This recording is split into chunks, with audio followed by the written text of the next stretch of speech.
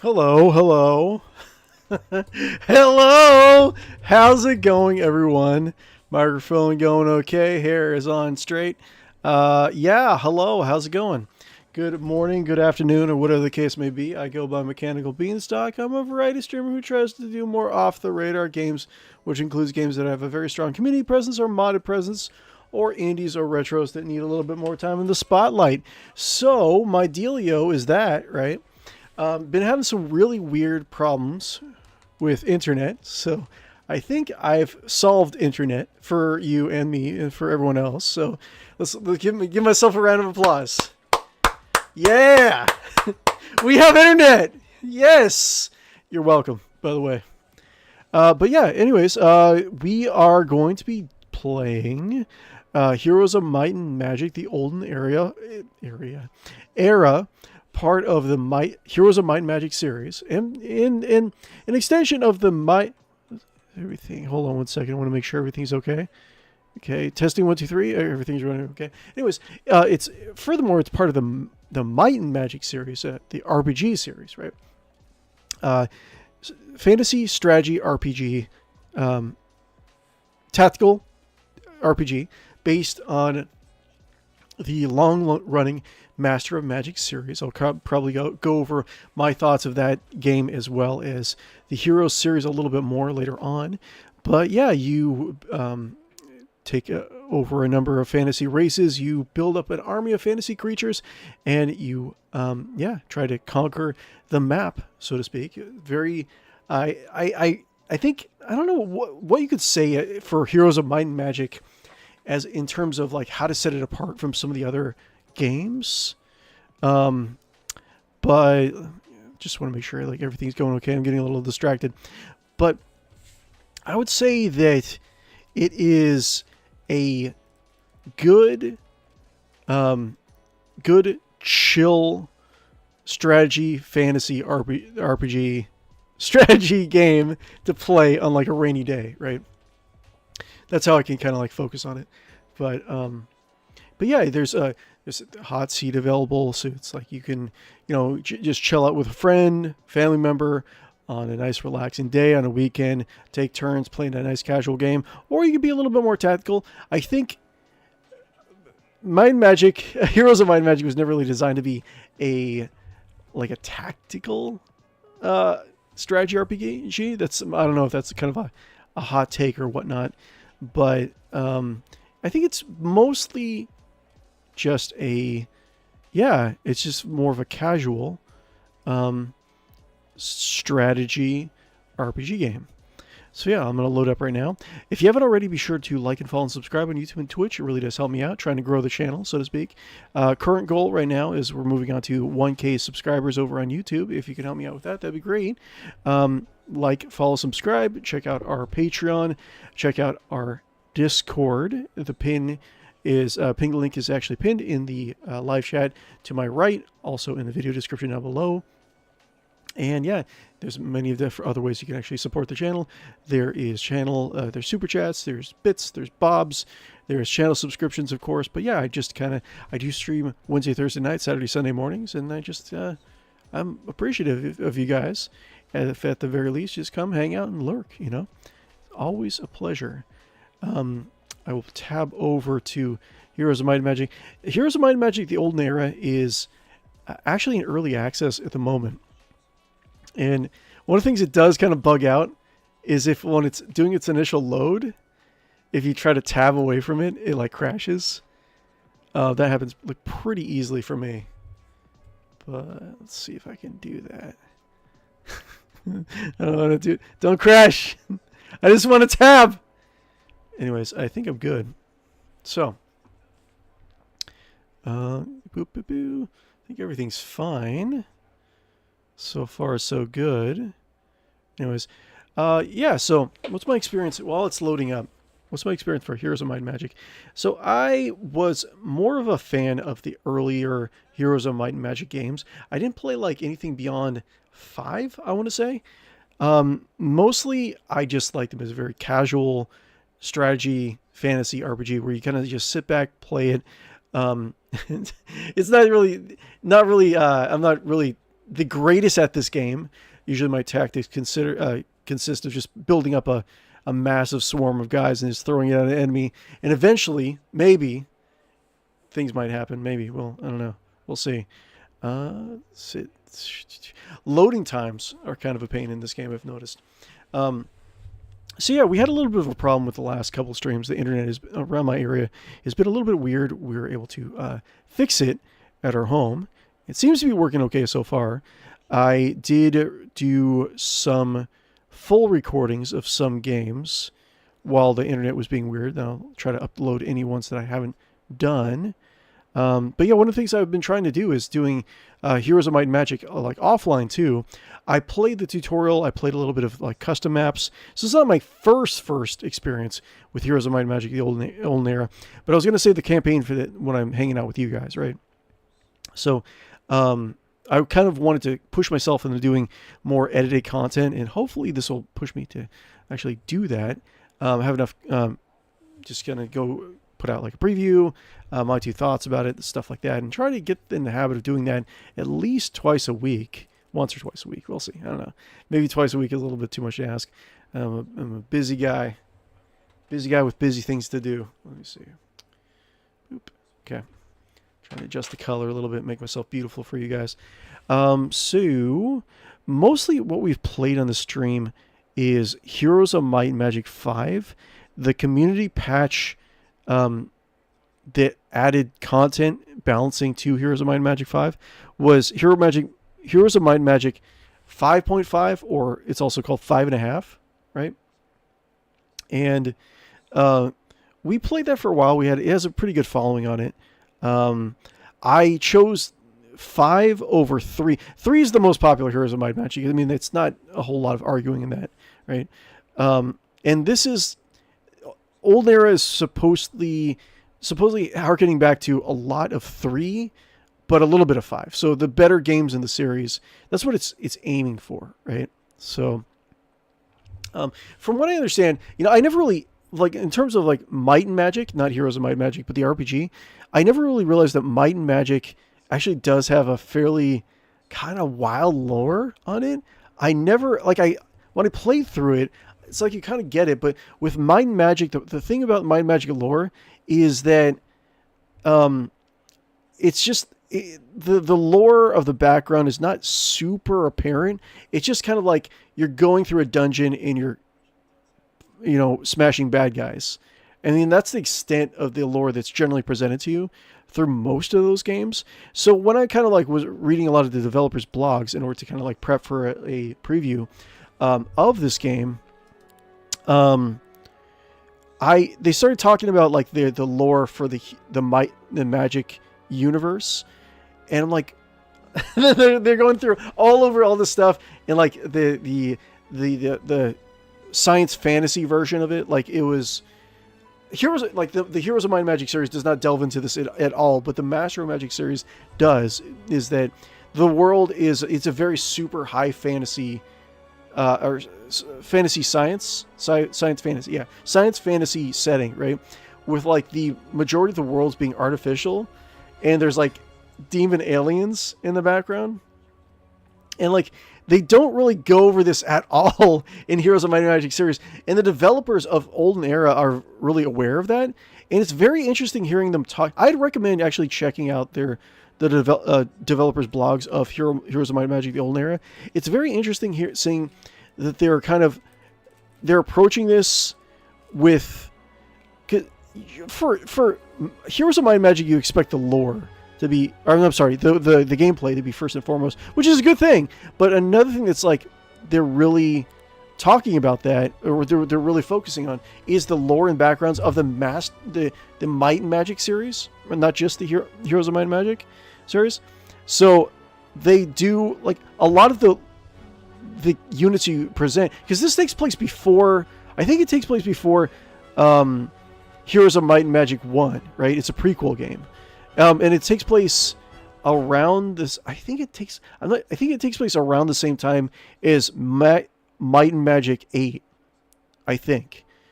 And like all the weirdo like shenanigans is going on that particular planet at the time, it's referenced in a lot of the monsters in the artwork in this game, right? So it's interesting. I'll talk about that a little bit more. Profile name. Profile name. Big Beans with a Z. There you go. Cool. Campaign. So again, this is early access. A lot of things are going to be not 100% finished. One thing, like I'll bring it up again if the developers actually swing by my live play. Oh, what's this? Well, should go back before an elf puts an arrow through my neck. Interesting. Wish I could just have some rest and enjoy the view. Hey, Shiny. Wouldn't mind joining you up there. What is this? What is this voice?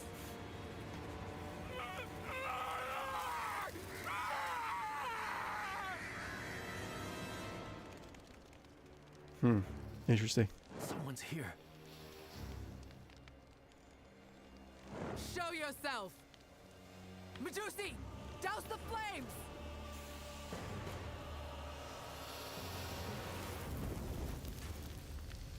I don't mind not having a CG cutscene, personally. Watch out! We can't win if we look at them! Kill the lights! I can't. Fires refuse to go out. Something's wrong with our torches. Just close your eyes, bruh. It's not just Wait, so if... Wait. Something's very wrong with Garner Hills. Oh, no. I don't know what that is.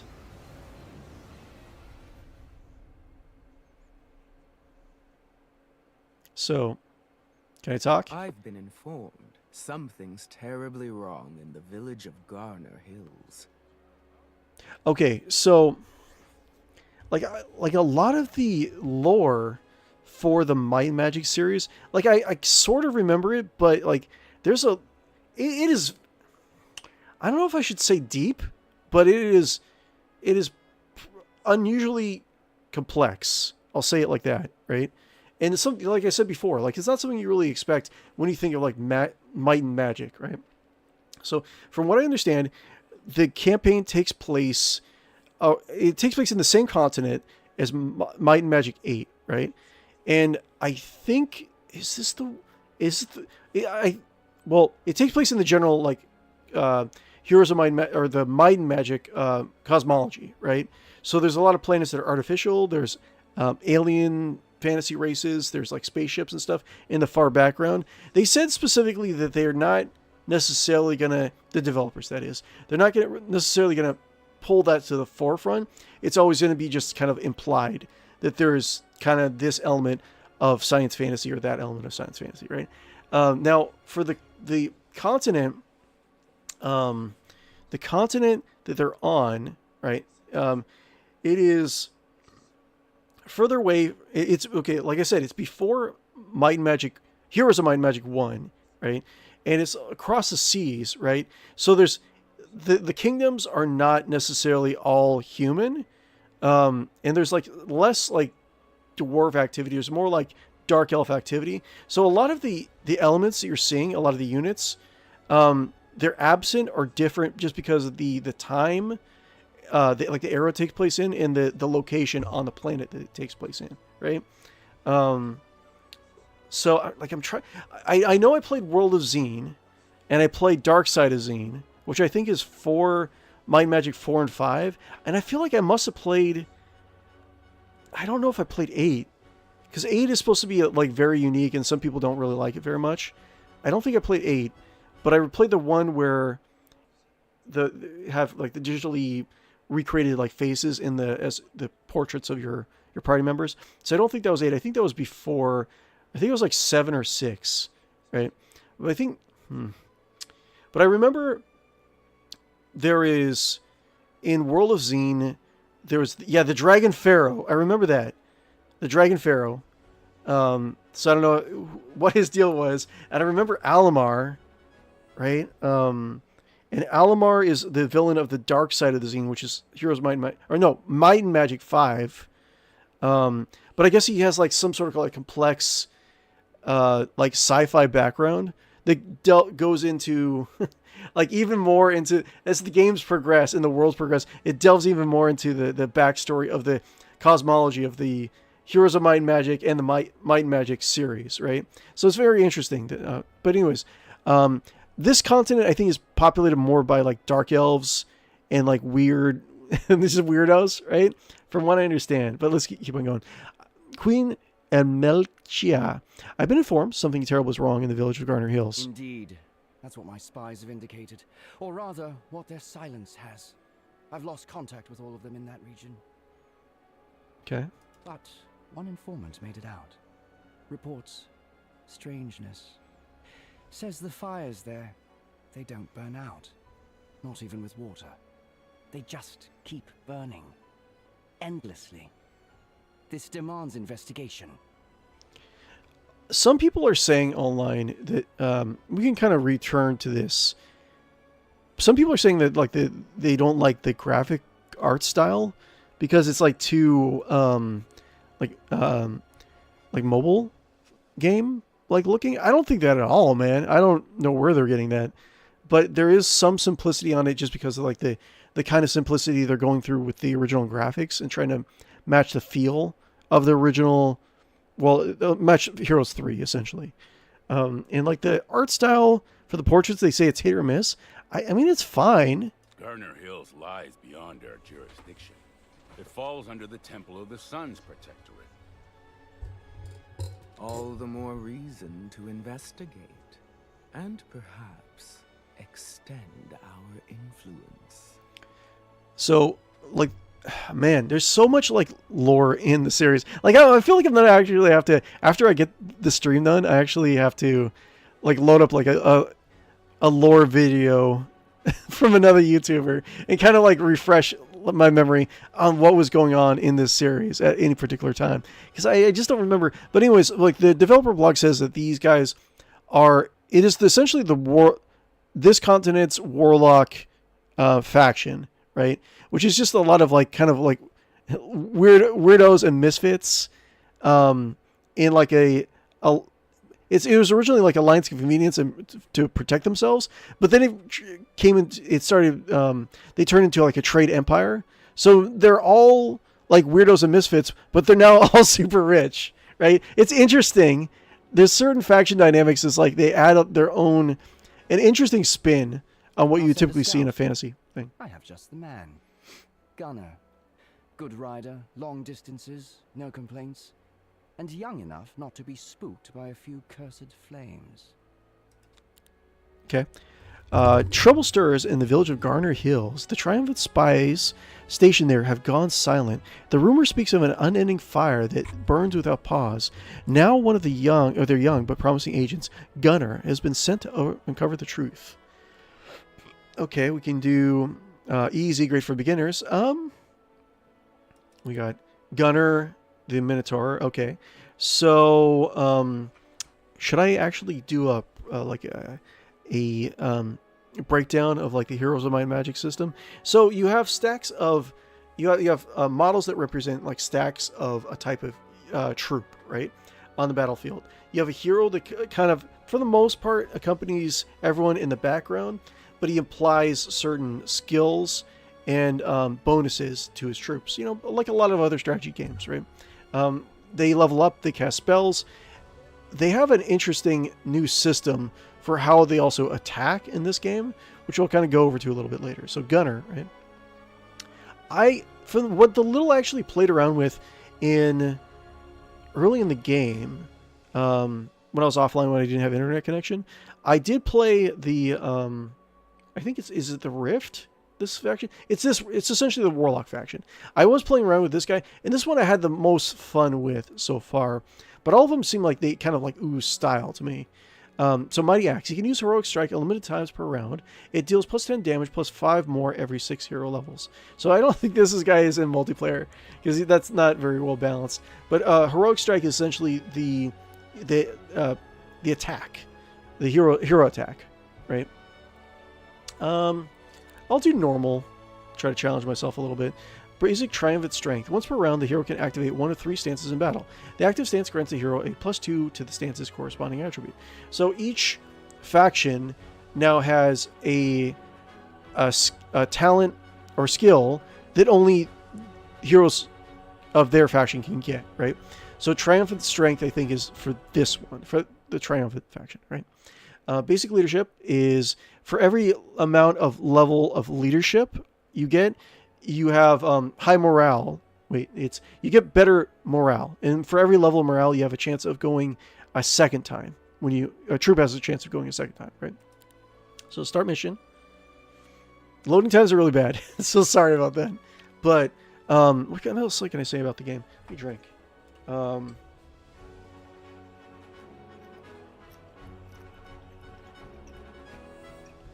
So I'll probably go back into it a little bit later, but there's so far everything seems to be like pretty cool. The presentation, I really like the presentation. I really like the graphics and music are spot on, and it feels like just another good, solid Heroes of Might and Magic game that I've seen so far. Anyways, I think it does need a little bit of polish before it comes out of early access. Like there's certain things, like I'm not like the best in terms of like strategy, and like I'm not the best gamer in general, but for instance, like so one of the new systems that they actually have, right, is the focus point system in combat, right? So normally in past Heroes of Might and Magic games, not all the Heroes of Might and Magic games, but like mid to later ones, heroes can attack just, every round or so, right? But now you get focus points. Focus? There's like a resource, right? If you do a certain amount of damage, you kind of build up like a little limit meter, and every so there's like 3 sections of it. Like you get more. I forget what the actual. It's like focus.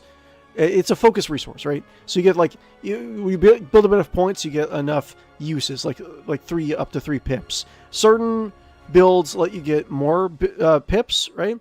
But anyways, the deal that I have with focus is that I think it works okay. Some people are saying like it's not really worth using because I should have actually explained.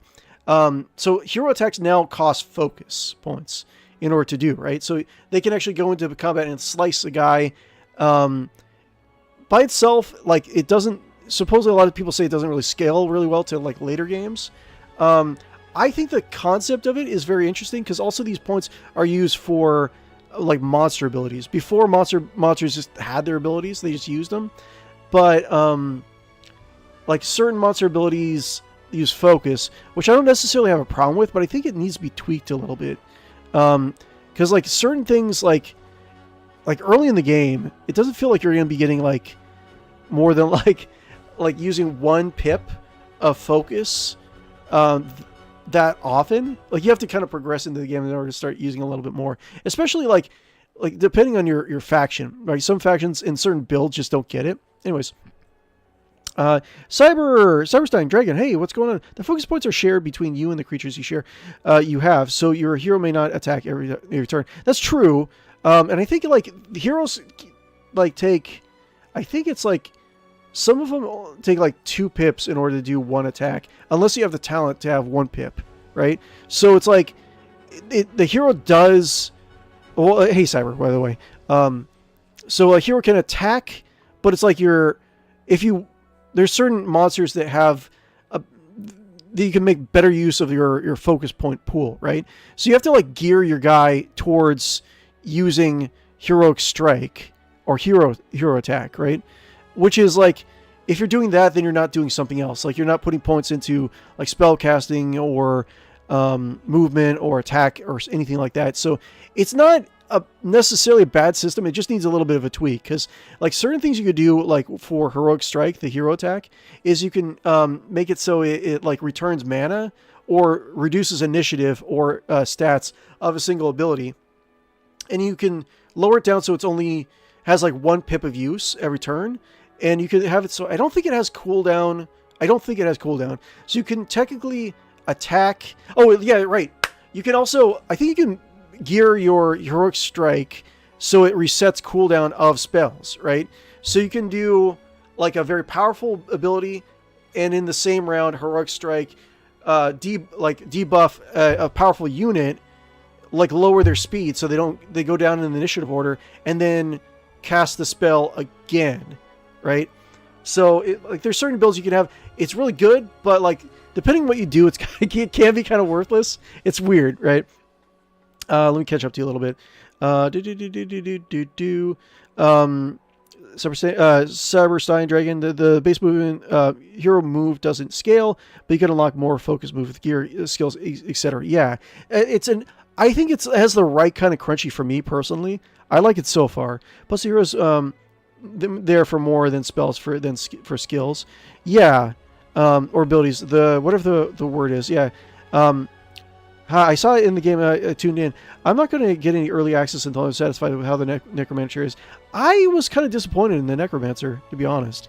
I played a little bit of the Necromancer in some custom games, and they were really, like, the developers are really, they said so on their blogs, is that they're really worried about, because they want, I don't know how, like, feasible it is to make Heroes of Might and Magic as a competitive game, but they do want to have that option for players who want to try to make it competitive. And like Necromancer can just, like, in other games, it can be way too powerful. You just get like crazy amounts of skeletons and like undead and destroy everyone else. Get some like dimension doors, and you're like, there's no way that you're gonna lose, right? So, but they really nerfed. We might have an opportunity to talk a little bit more about Necromancers a little bit later in the night, but they really nerfed the rate at which you get skeletons back, which is disappointing, because I don't know, but I don't really know how to balance that. That's the thing. I think what they did is that they have a toggle. You have necromantic power, right? I never ran out of necromantic power when I was using necromancers, but necromantic power, like you toggle it on or off if you wanted to automatically raise undead after combat. But it's like seems like you just gain necromantic power back so fast. So the only thing I can think of, like, but it's like, I think it's like 5, 10, and 15% of casualties, maybe. I think there's also another RNG involved in that. So it's like, generally when I was killing a lot of like lower level creatures as a necromancer, I'd be getting like 1 to like 5 skeletons back, and like, no, that's not how you do it with Necromancer race and like any other hero games. I understand why they did it, but it's just like, it doesn't feel good. That's the thing. And I mean, I'm not a game developer. I wouldn't know how to like really how to tweak it, but there's something there to have a resource pool for necromantic energy. I haven't seen any other skills or spells that use necromantic energy other than raise dead, but I mean, that's an option. You could save up your necromantic energy for like a boost of like raising, maybe, I don't know. Let me kind of catch up with chat a little bit. They got an necromancer early access to prepared a demo. Yeah. Diddy Lost. Hi, how's it going, everyone? I love you guys. You're all so fun. You are my friends. Yeah, I read the blog. Yeah. Super Saiyan Dragon. The fun part is that on the demo, the Necromancer would raise any creature type, not just skeletons. Yeah. They were. I think I'm not sure if they said specifically they're going to bring it back, but it sounds like the design around Necromancers is like they were like, because you have humanoids that turn into skeletons. Skeletons turn into corpses. Like beast corpses turn into undead pets, which is another unit.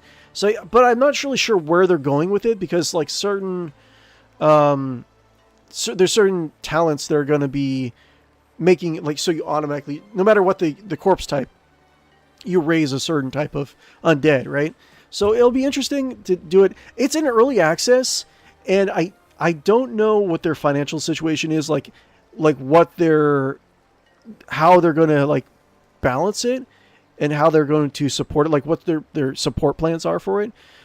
So far, I like their presentation, and they seem like they really like not only just Heroes of Might and Magic series, but some Might and Magic series, which is surprising. And like, it's not like I haven't thought about the Might and Magic in a long time, but like, it's just like, I didn't really realize that there was a plot and like a backstory to it. And actually, like, the lore of Might and Magic is very is very fascinating to me. We'll kind of go back into it and what they've done with the lore for this. Because this is a prequel, like I keep on saying. Let's see. Let's see here. But now it's like point-based. Yeah. Yeah, it's odd, but it feels like there's like they have that open as for a like you could potentially use necromancy points for something else as a developer. Because maybe they could actually like tweak it to where like you could just get like a giant jump in like necromancy, like raising necromancy at a certain points in the game. And they seem to be very mindful about like when you're able to really like take a huge jump and it's not really going to shatter the game. Like they have certain things that are interesting that I'm still, I won't say I'm on the fence. It's just, we'll continue the campaign a little bit. I feel like I want to talk about this. Like there's certain things that they do, like for instance, you can build mage guild levels, right?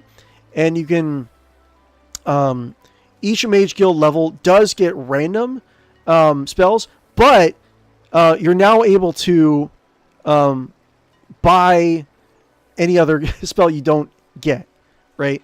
Which is an option I think they probably put in for the player base that wants to be less dependent on RNG.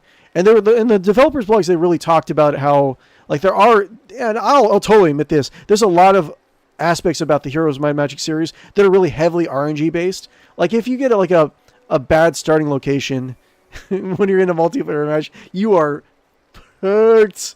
Like you can get like a bad starting location, not get the right like spawners, not get the right resources, and like your opponent can get everything.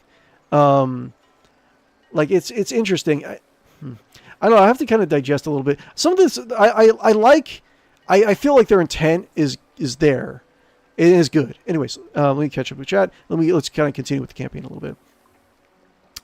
You could use the dust to get new spells. Yeah, they took out sulfur, and they put in alchemical dust, which you generally have to get through a more convoluted process or break down artifacts, or there's other things you could do. So I think there's mostly like a default building in the high tiers that lets you produce like 5 alchemical dust per day.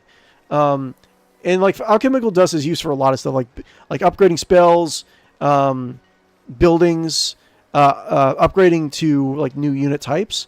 One other thing I've also noticed is that there's a lot of synergy that they're really focused on.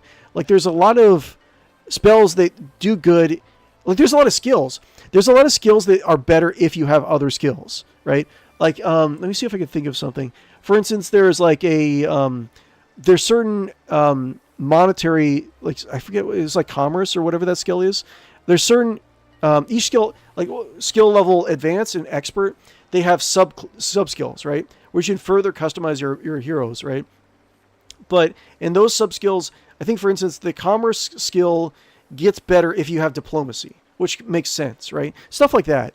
It's very interesting. We stand at the edge of it, my lord. This be the place. Gunner, I'm no lord, just a mere scout, commanded to confirm whether or not the rumors of an unstoppable fire in your village are true. Peasant guide. They don't have peasants. Also, they don't have they're probably like a neutral character. They're probably a neutral unit that I haven't seen. But Haven, the human town, does not have peasants at tier 1, which is blasphemy. I should end the stream right now in like rage. But they don't have peasants. But there is a lot of the missing units. It's interesting. A lot of the missing units from other Heroes of Might and Magic games, there is like a lore reason, like why they're not in the game. Yeah, the first thing I noticed, it's funny. The first thing I noticed when I started playing the human faction is that like wait a minute, why are footmen in fucking tier 1? What the fuck is this? Like I felt like I was actually slightly angry for like a split second for the stupidest thing ever. But upgrade the spells you could get. Yes, mostly from breaking down artifacts or overworld generators. Don't get them cities. Yeah, that's true. Problem is that, at least in the demo, some creature generator upgrades costed dust. Yeah. Not even magic, you say? That's unusual. Could it be the Fey folk? They're elementalists and should be handy with fire. So the connection draws itself. Are the necromancers raiding you again? Have you ever had disasters like this before? So, like I said, in this particular continent of the world, there's many different worlds in Might and Magic, right? But in this world, in this era, this is not dominated by humans. It's dominated mostly by I think it's like elves and dark elves. I want to say, but I think they go over it a little bit more. That's why Minotaur can walk around. This guy is not bad and eye. We've had fires, but nothing like this. This ain't no common fire. It be cursed. And truth be told, my lord, we're not concerned with how it began or who's to blame. We just want our homes back the way they were. I'm afraid, if it has been going on already for a while, as you say, there's not much of an actual village to go back to. But let's have a look around and see what we find. Okay, interesting. So boop, quick save. I'll save. Big Beans campaign. I'm not going to make you guys call me Big Beans, just to let you know. But let's check out Gunner. Pretty good. There is a hero that I really liked. I actually do really like Minotaurs for the Warlock faction. Because like the Minotaurs, you can upgrade them to, I think Minotaur Lords in this particular game get parry. And parry in this game is that you can do your counterattack before an enemy melees you, right? So it's pretty good, actually. Especially their stat spread. You also don't get dragons at max tier. No, that's not true. I don't know how it was in the demo. I haven't played the demo. But the Warlock faction actually does have... it's cave dragons, which spread to black dragons, and I think some other type of dragons. And I think there are other dragons, but I think they're neutral. I know the force creatures, the Grove faction, I don't think has dragons now. They have Phoenix, which I'm trying to like put together all these other Heroes of Might and Magic games in my head and remember like which unit was introduced where, right? But I mentioned to you guys like earlier that there's a lore reason why certain units are not in there. Some people were complaining that they didn't have was it like overseers or like the beholders in the Warlock faction, and the developers are like, well, in the year that we made this game set place in, like those things didn't exist because they weren't made. The wizard that actually created them was not born in the Might and Magic series. That's interesting. I'm like, I give them props for that, right? So they have other things that like take the place of like heroes that, or I'm sorry, like creatures that a lot of people like. Like if there's they said the developers said if there's any other unit that had to go like take a hike because of a lore reason, there's another unit that took their place mechanically. That's what they tried to do, right? But I can give them props for like trying to stay close to the lore to that extent, because I think there's going to be a lot of people to honestly they're going to jump into the Heroes of Might and Magic, the Olden Era, and they don't give a shit about the lore. That might be just me, just throwing out a this oversimplified. No, well, not oversimplifying it, but I don't know. I feel like that's going to be the case personally. Not that I think you enjoy your game however you like. You know, you got to find the generators in the world. Yeah. But one thing also, let me actually drink a little bit of water. I'm not talking enough. I got to talk more. But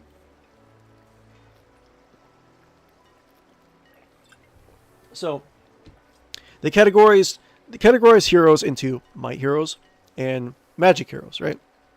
And one interesting thing that they have is that every faction, if they can, you can level them up to have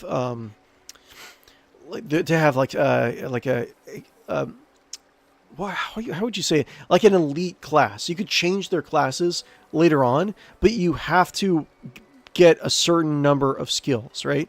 So like Overlord is a might hero, which is, and like might heroes in this game versus the other games, might heroes actually start off with a spell book, so you don't have to worry about actually like buying it. But they're focused more on attack and defense, right? And they don't not so much spells. and their skill spread is there is a little bit different.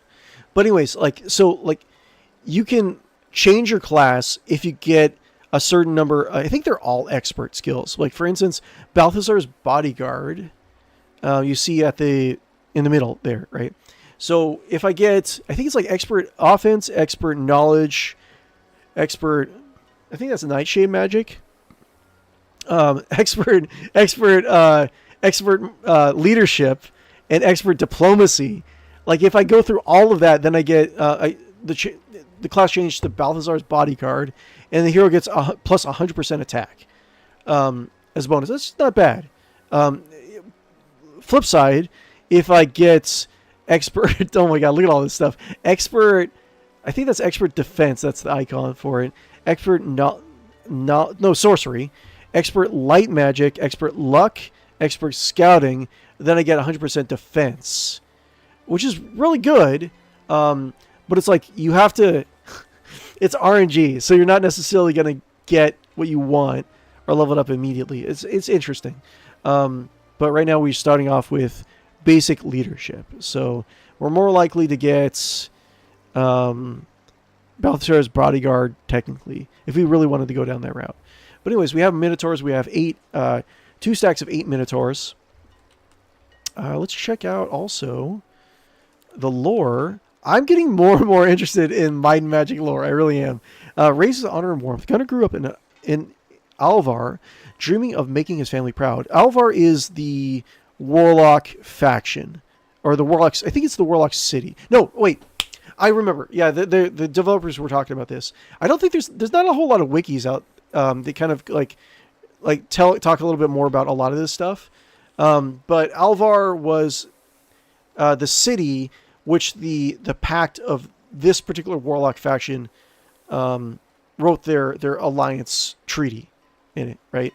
And it became like a merchant consortium, kind of weird, right? It's like they're not. They did start off underground to protect themselves, but they're becoming so influential that they can just kind of like come up onto the surface, and like Minotaurs can just like order some peasants around, right? It's interesting. Though he expected to serve as a regular soldier, his sharp instincts earned him a place as a scout, reporting directly to the Triumvirate. The leadership of Alvar, is that how you say it? Young but resolute, he now seeks to prove that he is worthy of their trust. Okay. Okay, so let's look around. So Summit Automation, right, increases each visiting hero's defense by 1 until the end of the mission. Until the end of the mission. Interesting. Okay. Well, until the automated switch repairs any armor placed before it. Okay, so go over here. And again, like I was saying before, like the developers are very well aware that the backstory of these worlds is science fantasy. So a lot of the technology that they have just kind of is presented like kind of like a clockwork steampunk and let's move on. But there are demon spaceships in the sky. There's a lot of worlds that are like, I think like Xen is just a flat plane, and it was part of some sort of like cosmic like disk or something like that has some sort of technological explanation. They talked about it, I think I don't know if it was a blog that I saw or if it was like a YouTuber going over it, but it was very interesting when you really look into it. Let's see here. What to do? So we're going. And first, investigate to uncover the strange nature of the fire. Okay, so we're going here. Easy battle. Halt! This territory is under a lockdown by order of the governor of Sunspire. No one enters or leaves. Charming greeting. I've got my orders too, straight from the Triumvirate. I am here to scout and report on the delightful disaster you've got brewing, not fights. Orders or not, the governor's decree stands. This area is closed to all outsiders. Report back to your Triumvirate. So, the human faction is Temple, I think, right? And so, like in the other Heroes of Might and Magic games, I don't know if I'm losing my voice or not. What's going on? But in the other Heroes of Might and Magic games, I think you just like they just prayed to the heavens, and I think these humans are like a splinter faction that follows like a personal growth philosophy, and they worship like a golden chalice that is filled with all the souls of like creation. I think that's what their deal is, right?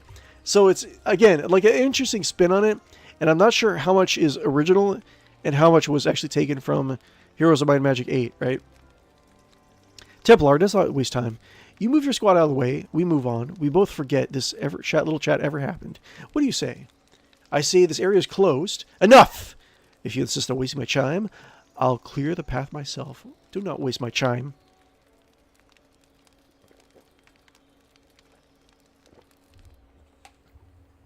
Okay, so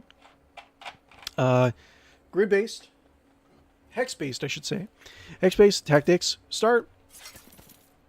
Okay, 28. We have okay, so this is what I was talking about. So we have focus charge. So focus points. You got 1 focus points. These little bips right here on the bottom of the screen. Blink, black, bloop. You have potentially a max of like 3 focus points you can use per charge, right? Wait, hold on. Focus charge. Okay, focus points are the resource. Focus charge are what they generate, right?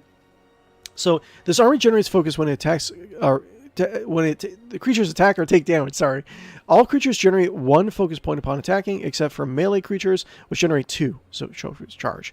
All creatures generate 1 focus points upon taking damage. Okay, so generally that's the main way in order to get charges. So charges are the resource, right? So for instance, now like instead of the hero attack being free in previous Heroes games, now it costs 1 heroic charge, right? And I think it's like a 1 cooldown, I want to say. 1 round cooldown, so you can't use it twice back to back, I want to say. But you can modify it later on, right? So the Warlock faction has stances. So they're supposed to be more like varied, right? Just because they're an alliance of like weird misfits and like nerds and whatnot. So you can do every single turn you can choose like what they're focusing on. So you can do like Minotaur stance. You can increase the hero's attack by 2, and I think it's like each bip of attack gives a certain amount of percentage damage bonus to your troops, right? So Dark Hill stance, increase the hero's defense by 2. Dragon stance, increase the hero's spell power by 2. So these are the 3 main races that are in control of the fantasy citadel race. You know what I'm saying? Increases the hero's spell power by 2. Only 1 stance can be active at a time. So we'll do attack. So we can highlight him. We can see his movement, how many movements he actually has. We can move a little bit closer, but not so he gets the first attack. And he might get like a morale boost. He's going to wait. I'm going to wait too. I'm going to skip my turn. So also, yeah. Okay, so also, like that. So also, waiting and defending doesn't give you defense or stat bonuses immediately, right? You actually have to have the skill for it. There's a skill that lets you, like, if you wait, you gain plus 20% extra attacking power, I want to say, and if attack, yeah, and if you have the skill and you skip a turn, then it turns into essentially it's defend, right? But like now, like the more you level up that skill, the more like varied and like the more you can kind of like tweak that particular aspect of the game to kind of like suit your playstyle, right? Spellbook, I don't think he has any spells. So we go, boop. I have plain Minotaurs, right? So we have Minotaur. The Minotaur Seat of Power in Janaim. Janaim is the continent which this actually takes place on. The Minotaur Seat of Power in Janaim lies in the underground maze town of Balthasar's Lair, founded by Clan Balthasar. Renowned for their combat prowess and architectural mastery on the surface, they were among the first invited to join the pact. So, I think Minotaurs in this world are like, in a lot of other Warlock factions, they're like slaves or like gladiators in like certain other parts of the world. But sorry if I'm like sniffling and snuffling and got like allergies. This is the problem when you have like tons of cats in the house and you can't really stand it. So there's a lot more like tags on the monsters, which is interesting. Like they actually specifically say whether it's a living creature or a magic creature. Certain creatures interact with spells and like necromancy a little bit differently. Like living creatures, I think, give more bones, I think, for like skeletons, for necromancers, something like that. Melee attack can only attack adjacent enemies, provoke counterattacks. Eager for battle. See, this is another reason why I do like minotaurs in this game so far. For my first short time actually playing the game, this creature always has positive morale, and his maximum increases to 5. Right, so it always has positive morale. So like the more you have morale, the more chance that it's going to be an extra turn is going to be triggered. Right, so like the movement is okay. It's 5. You can, if you upgrade their class, I think there is one of the variations of Minotaur actually has like, I think like 6 or 7 movement, I think, right? And like initiatives, like good, they're good all around, good damage, good health. They're not terribly expensive either. So you can't have bad morale for Minotaurs. So if you have a Minotaur specialist, you can have guys that are potentially going like twice. And like eager for battle is, I think there's also other things that tweak your morale to make it so like morale is easier to trigger. So potentially you can like tweak out Minotaurs where they're always getting 2 turns per round, right? So that's what I'm talking about before. There's a lot of like synergistic like things that have been kind of like baked into the game, right? Eager for battle, yeah. Chance for morale to trigger increases by 5 for each total point. So if you get like tons and tons of morale to the Minotaurs, they'll most likely be going twice in a round, which is really, really good. Blood for blood, whenever the creature takes damage, its morale increases by 1. It doesn't say if there's a cap on it. I can't imagine that like you would continuously raise your morale for every attack. That would be kind of crazy. Fighting style Grand Slam, right? So most of the I think it's I can't remember if it's called the Rift or whatever, the Warlock faction. So most of the Warlock faction units also have a fighting style, which they can use to they change the way their attack acts, but it's like at a penalty, right? So alternate attack hits the target and all creatures within 2 hexes behind it, dealing negative 50 damage to each, and it doesn't cost focus. So it's very interesting. So let's go here. 9. So high morale, so you get to attack at the end. So boop. Usually most creatures have a counterattack. Like after you attack, they attack with their numbers again, and they do a little bit of damage. But again, they generally only have 1 attack. So again, that's why Minotaurs, so far I really like Minotaurs, just because, I mean, you're doing all the stuff, and also you're eating up their counterattacks. So there, boop. Victory. 378 experience. Die! I don't know. Okay, so boop. I was saying this, like, in the other recording I was doing, but oh yeah, look at this, it's burning. But I feel like the Heroes of Mind Magic series, like, must have like the most satisfying money and treasure system ever. Like if you find little piles of gold and they have that like satisfying chink in it, I don't know, man. Like I really like that. So let's see here. So do experience. He's like not quite level 2. The little yellow meter is building up for his experience, but we have we have this windmill. Once per week, gives the first visiting hero a small amount of random resources. The miller will pay his sovereign, but he doesn't have anything fancy. So let's go with that. Spy over here. You're one of Silvertongue's spies, are you not? What are you doing here? He was complaining that he hasn't heard from you in a while.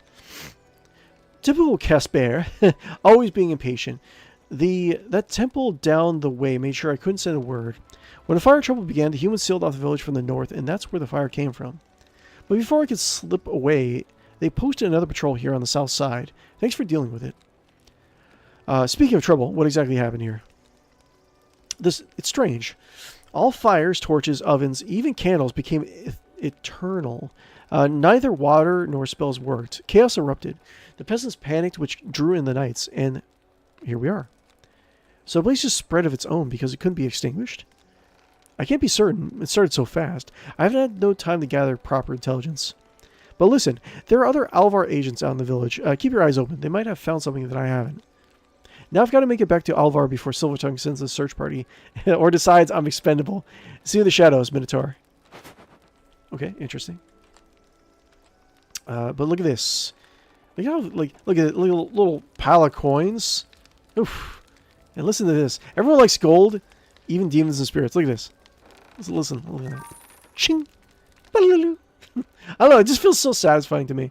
Pauper Knight Order. Increases the visiting hero's attack or defense by 2 until the end of the mission. They cost 1,000 gold. I'll buy that. Let's do that. Get a little bit more gold. There's a bridge here, wasn't there? How long has it been gone? When I set out to fetch you, it was still standing. So it's fresh, I'd wager. Like, authentic peasant with a pig. Doesn't smell burnt, just broken. Right enough, sir. Looks snapped clean, like it's been deliberate-like. The spy wasn't wrong about the temple activity here. We'll need some wood to patch things up. I've got to see what's on the other side. I'm sniffling and snooting. Sorry. I try not to sniffle and snoot too much. Check this out. We need more wood to fix this. Okay, sounds good. What we got here? A portal exit. Someone can appear from this portal, but you cannot enter it. Portals have to be regularly maintained, otherwise all that you're left with is a pretty architecture. Interesting. Easy battle. Oh, what we got here? Dancer. More dark elves. Let our graceful blades join your cause. For Alva! The Onyx Dancers join your army. Okay, cool. Cool. So, let's move that a little bit. So Onyx Dancer, so these are dark elves, right? And they're tier 3. Generally, a little bit, the more tiers you got, the more stronger something is, the more expensive it is. So living tag, range tag, 1,000 cuts, right? So each attack reduces defense by 1 until the end of battle.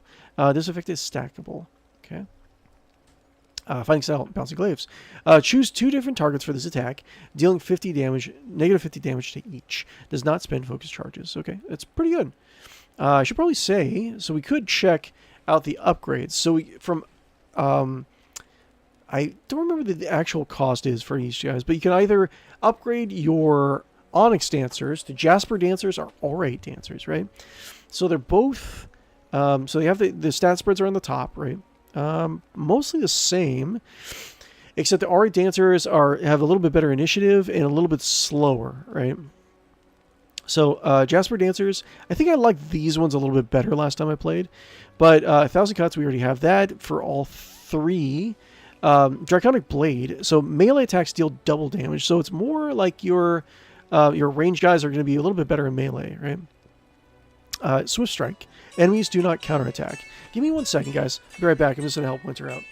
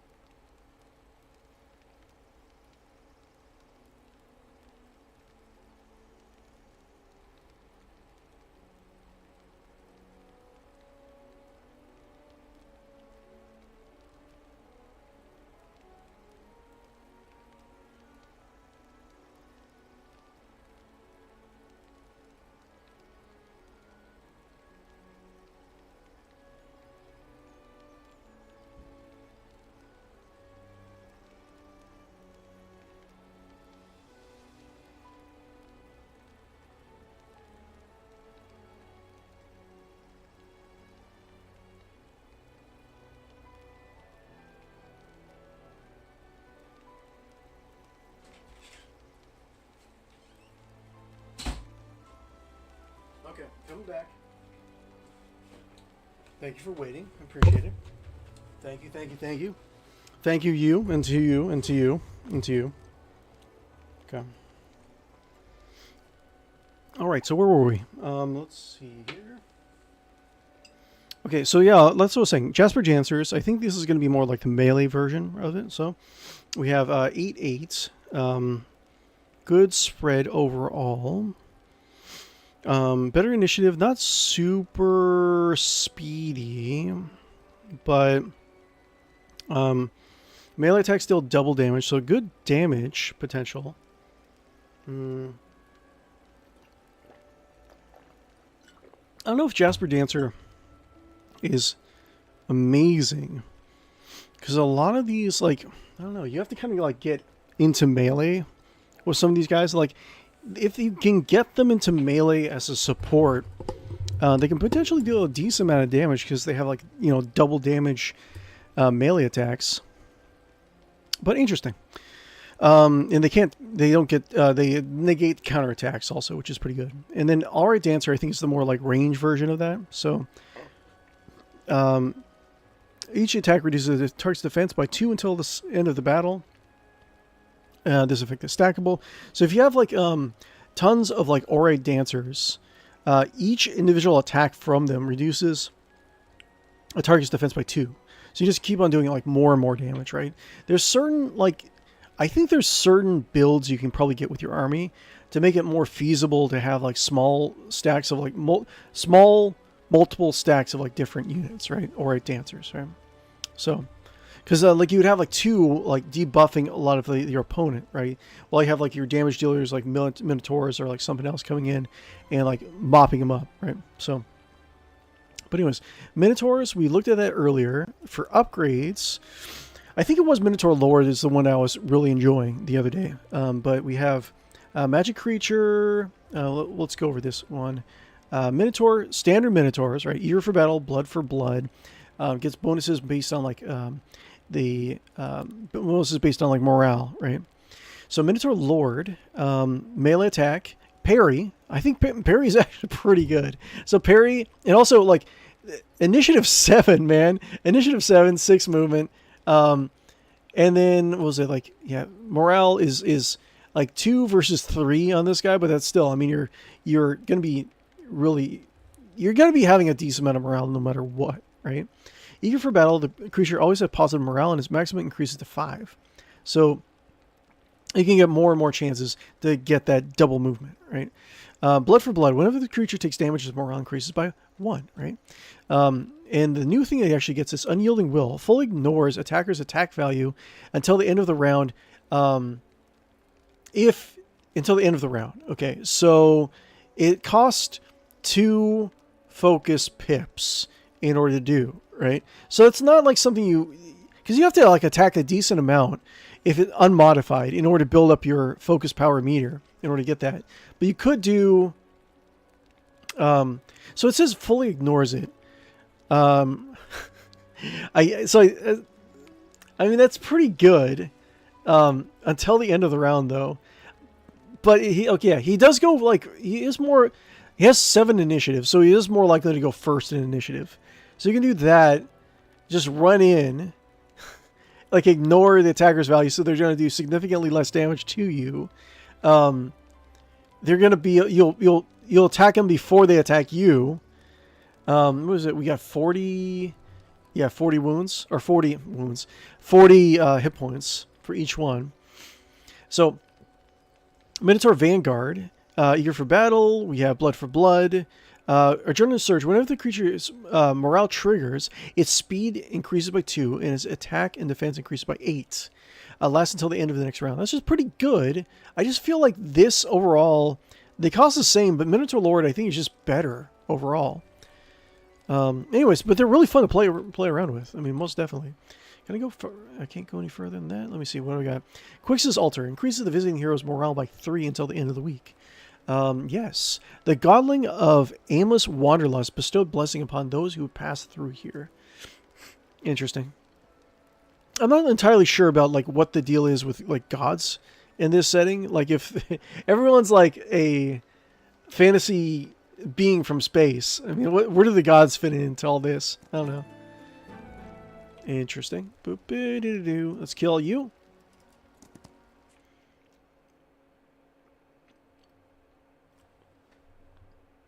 Do do do do do do do do do do do do do do do do do do. Got a lot of little guys. Let's see. Boop. Boop boop. Okay, defend.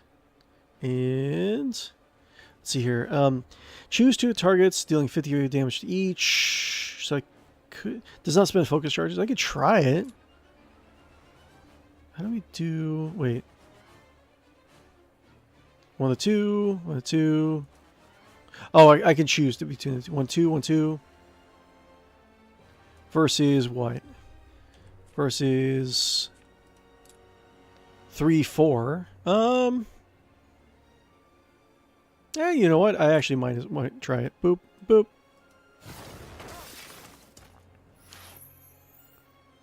Okay. Boop boop boop boop boop boop boop boop boop boop boop do do do do do do do do. So go boop. Chop. And you go here. High morale. And go here. I can go here. Let's see here. I can go here just so less likely that they're gonna be like swarmed, you know what I'm saying? Boop. And who's going in the initiative order? This guy over here. So I can go this again. I can go boop and then boop.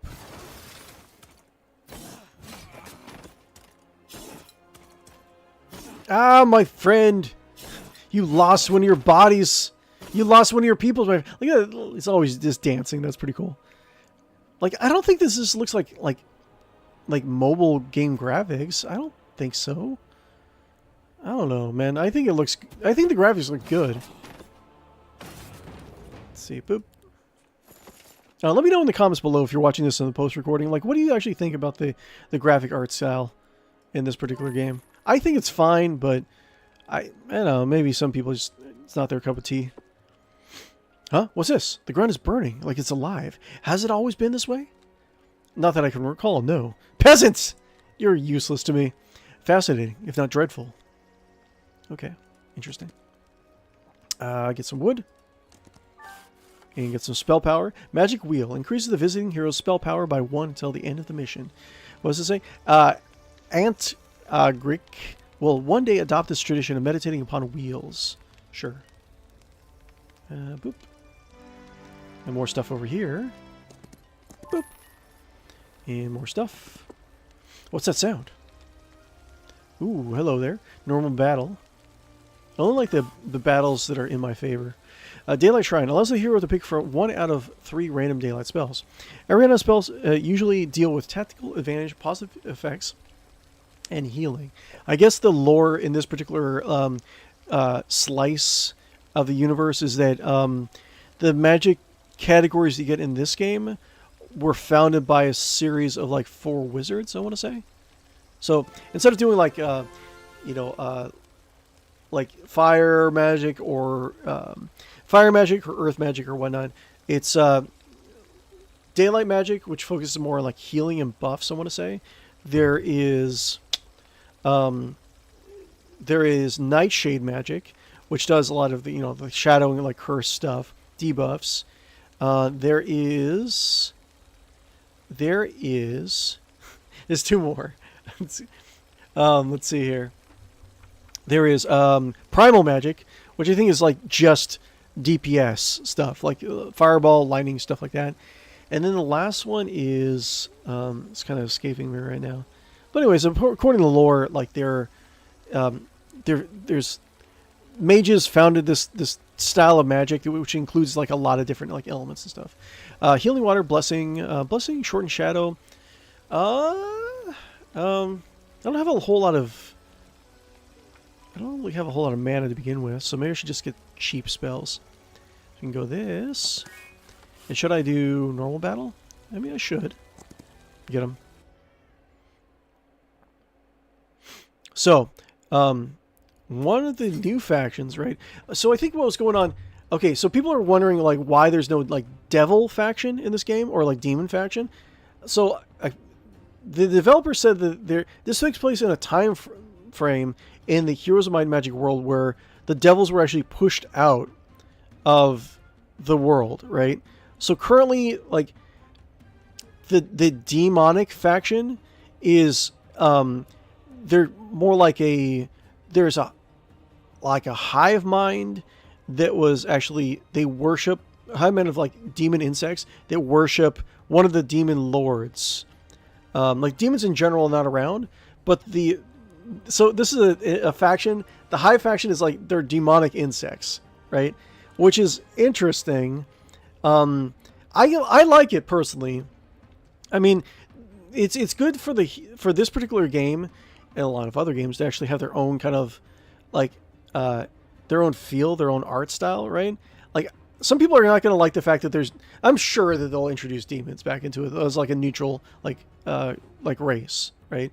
But like this feels like it has its own kind of it has its own flavor, right? It has its own like creative art style to a lot of like how it does things, which I really appreciate so far.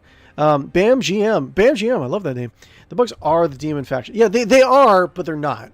Like officially because they're like one of the demons, the main demon leaders is like, I forget what his name, but they serve that demon lord, but they're like kind of like they're an insect, a psychic hell insect hive. So they are and they're not. But that's according to the devs. But yeah, but the main demons like the devils and like the brutes and all that stuff, they were driven out in this particular time frame in the lore, right? So let's do boop. I actually forgot to do stance, which is not fun. Doop doop doop doop. Here we got heal. Well, let's go doop doop doo, and then we'll do boop doo. We'll sue. So Locust tier 2, a hive faction unit, right?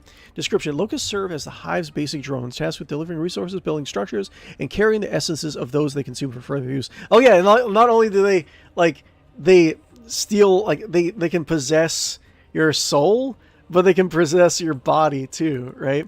So it's like also like a amalgamation of other like hive mind insect tropes with kind of like a demonic like flavor to it, which I like so far. So hives, because some of I think tier 1 unit is essentially like a guy who has his brain being controlled, like it's a warrior in like half plate armor with a sword, and he has like this giant like larva like on his head. It's pretty funny. I like that.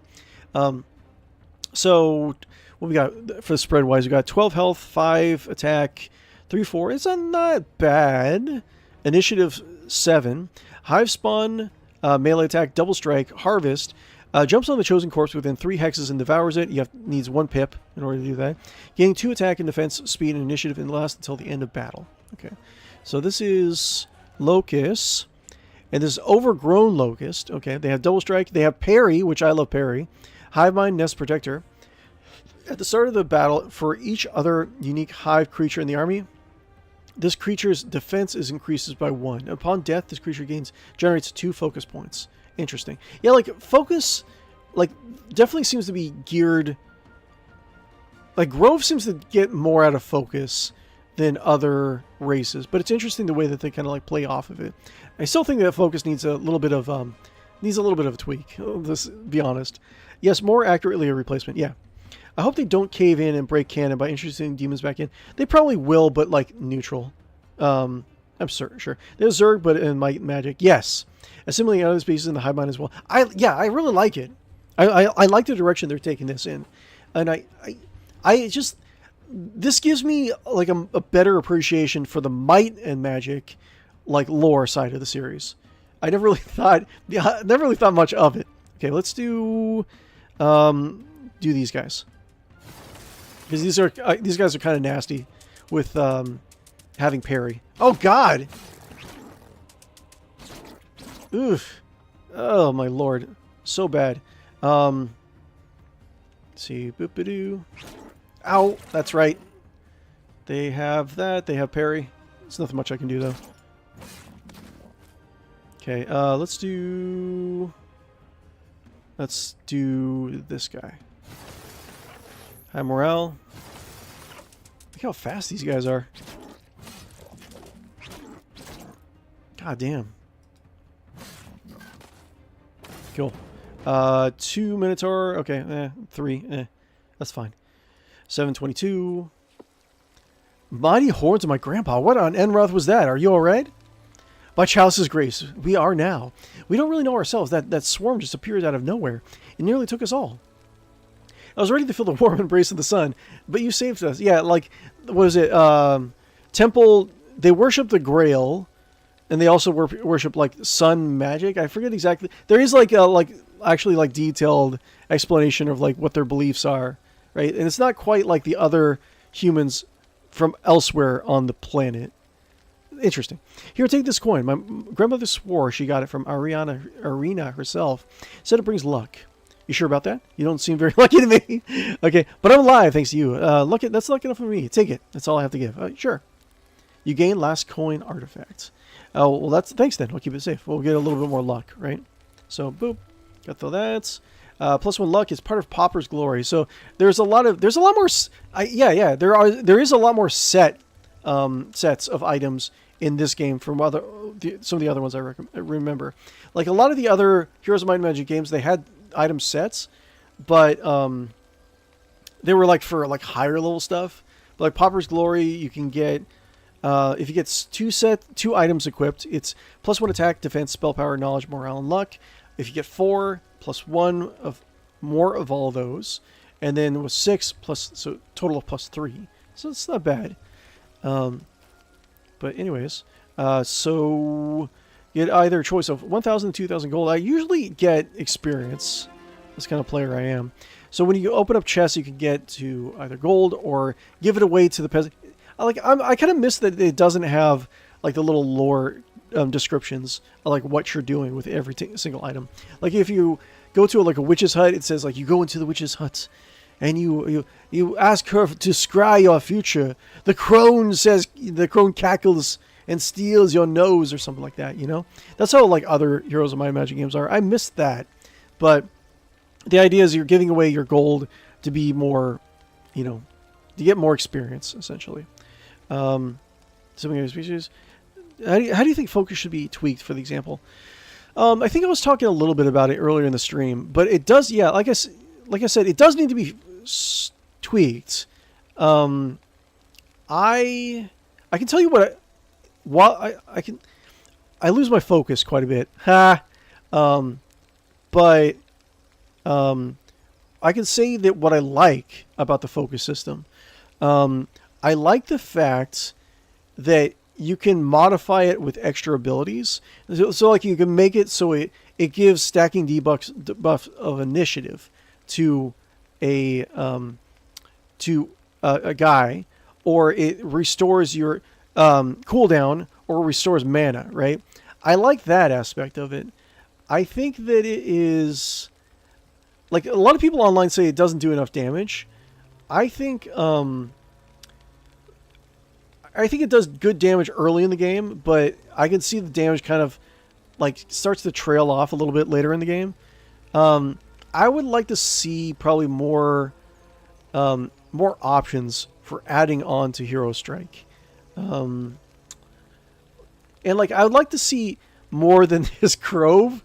Grove has like tons of stuff to do with like focus points and like hero attacks and all that stuff. I think it's like, well, in terms of like I'm talking more of like the hero's attack, I guess. There's more than hero's strikes for focus, but I think like it takes a long time to really get benefits from like 3 pips of focus. So like a lot of like the early game encounters, like you're not really going to get 1 pip, let alone 3, right? The 3 pip like abilities are pretty powerful. What was it like? I think this Minotaurs have 1? No. But like some have like you can restore your, like I think Phoenix have like a 3 pip ability that lets them like restore health or like regenerate health or something weird like that. I mean, that makes sense. But I think maybe it's like, I don't know, maybe like a diminishing return for like it's easier to get that first pip of focus, but not necessarily as easy to get the third. I think that's my mindset, is like more variety and like less of a hassle to kind of try to build up focus points. I think that's how I would change it. Again, I'm not really a game developer, but just my instincts, what I'm thinking about. Incremental increase of stats from parts of the item sets was the thing in Heroes 5 as well. Yeah, but I think Heroes 5, from what I remember, it's like not as like you're like in Olden Era, you're finding like a lot of sets. So I think it's more common. Bam GM. Well, there are spells like Energize and sub-skills that give them much faster if the abilities are equally needed. Yeah, that's true. And you can get Energize, like I was saying earlier in the stream, you can, if you don't get RNG to get Energize in one of your mage guilds, you can buy Energize. You can spend like, I think it's like it's like 3 or 5 of like tertiary resources. In order, it's like 5 gems, crystal, and mercury in order to unlock a spell if you didn't get it through RNG. So you can get like Energize pretty decently. But then again, like early in the game, like you kind of want to watch your mana. So I don't know, it's kind of, you're going back to the same thing where it's like early in the game, focus points are not really easy to get. Because you, like, if you use Energize, yeah, you can get a little bit faster, but that's still, like, you're using up your mana in order to do it. I don't know how I feel about that. But, I mean, overall the game is good, and I feel like there's good bones here, and they can do something, and they have good heart. It's kind of hard to say that about like a developer, but I feel like they do like the subject, and I would not have thought to delve back into the Might and Magic lore, because I never really thought that much about Might and Magic lore, but they do. Let's see, do I have enough wood? We need more wood. Okay, cool. Collect 30 wood. Okay, got it. So we'll go this way. Boop. Okay. Brass knuckles. Can I reach it? Probably not. Nope. Brass knuckles.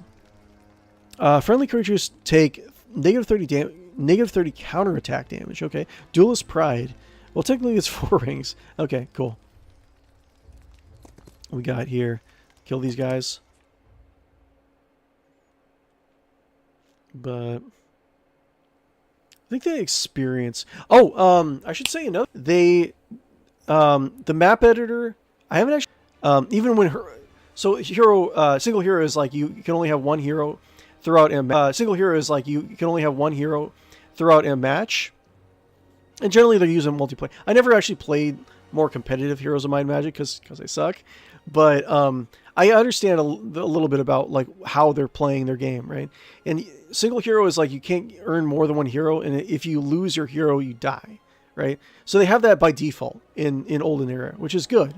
But where was I going with this?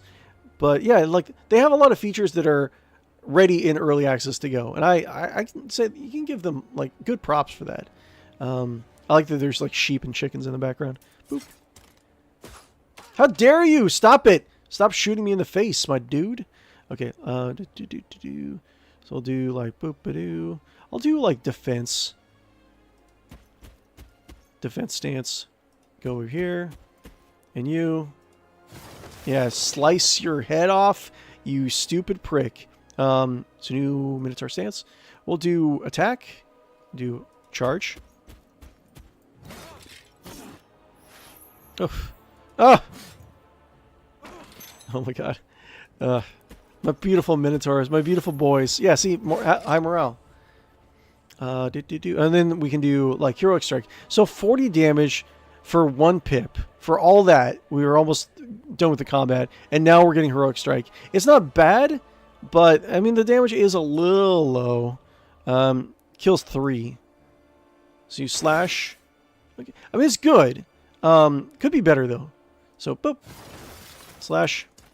And also we can do like we could like auto battle is up. The AI for auto battle is actually fine, I think. I haven't really noticed anything weird about it, but accept results. Okay, so Gunner Overlord, like I said before, if we really wanted to, I think it sounds like we're gonna lose Gunner after this mission. So like going for I forget exactly what you call it, prestige class or whatever. So you can change into Balthazar Bodyguard or Silvertongue's Envoy. I'm probably not going to even focus on that because you have to get, what was it, 5 skills at expert level in order to like change your class. That's like not. Wait, what happens if I delete this guy? I probably just lose, right? Gunner must survive. Some basic summon avatar. So some of these are new. Advanced triumphant strength. Okay, so. There's 3 levels of skills, right? There's basic, there's advanced, and then there's expert skill, and they give an increasing, tweak to the gameplay, right? But in Olden Era, there are sub skills if you get to advanced or expert, right? So like basic resistance is like, if you played Heroes of Might and Magic, you know what like basic resistance is. So friendly creatures take negative 50 magic damage. I think it was a little bit different in certain other Heroes of Might and Magic games. I think it did like a percentage chance to ignore magic, I want to say, but I don't know if I'm misremembering that. But you can do that, and you just get that. If you get advanced resistance comes up on your next level up, you can do obstruction, right? So you pick that, and then you pick another one if you get to it in advanced level. So enemy skills cost 20% more mana, right? If the hero knows a magic school skill, the cost of enemy spells from that school increases by an additional 20%. That's pretty good. So you can, like, it enables you to kind of like really customize your hero a little bit more during a match. A hindrance aura. Enemy loses 1 focus charge at the beginning of each battle round, which is pretty good early game. Like, here's the thing. Like Grove, the kind of fairy tale, like, not unicorn, but like elves and stuff like that race, they focus more on focus charges. Like you get their additional chances. A lot of their abilities cost more focus pips, and like it's easier for them to get, right? But like that's their whole deal, right? So if you have a hero that like enemy loses 1 focus charge at the beginning of each battle round, I don't know. It's kind of, imagine if the computer rolls up and just happens to have this. That kind of sucks, man. I don't know. Like you like built your character around like getting better at focus charges. I don't know. Enemy loses 1 focus charges at the beginning of each battle round, so you continuously lose 1. That's kind of sucks. Like not like for you, it's good especially if you encounter like a Grove faction player, but fast metabolism, resistance, all negative effects on friendly creatures last 2 fewer rounds, but no less than 1. That's not bad. I think there's actually something that actually decreases it past 1, but no. Maybe I think I'm crazy. So okay, there's that. Those are the 3 sub skills if you get advanced. But if you get, I think my stream might be going weird. Let me know if you guys, let me know if I cut out or anything. I think I'm fine though. Hopefully I'm fine.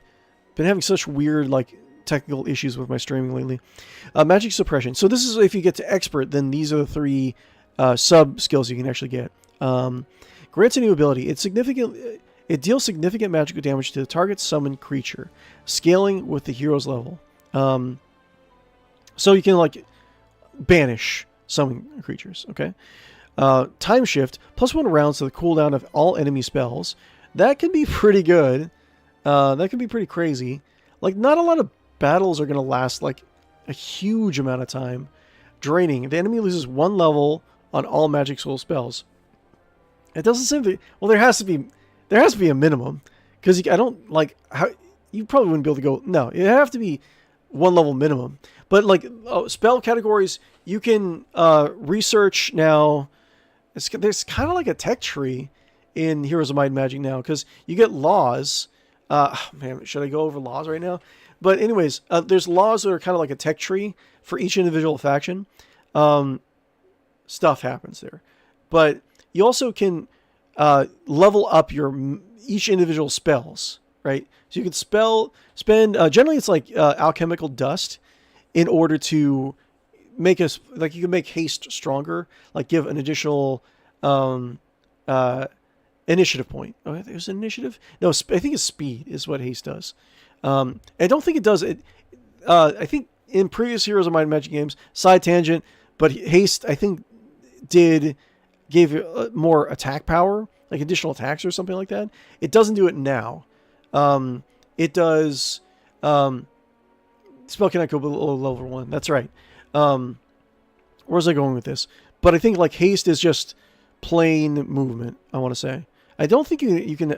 I don't think any of the upgrades increase an offensive capability to it. But anyways, that's kind of like how like skills work.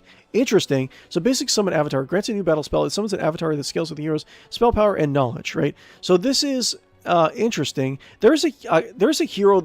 There's a couple heroes that actually have like avatar summoning specialty. So like generally it's like it scales with the hero's spell power and knowledge.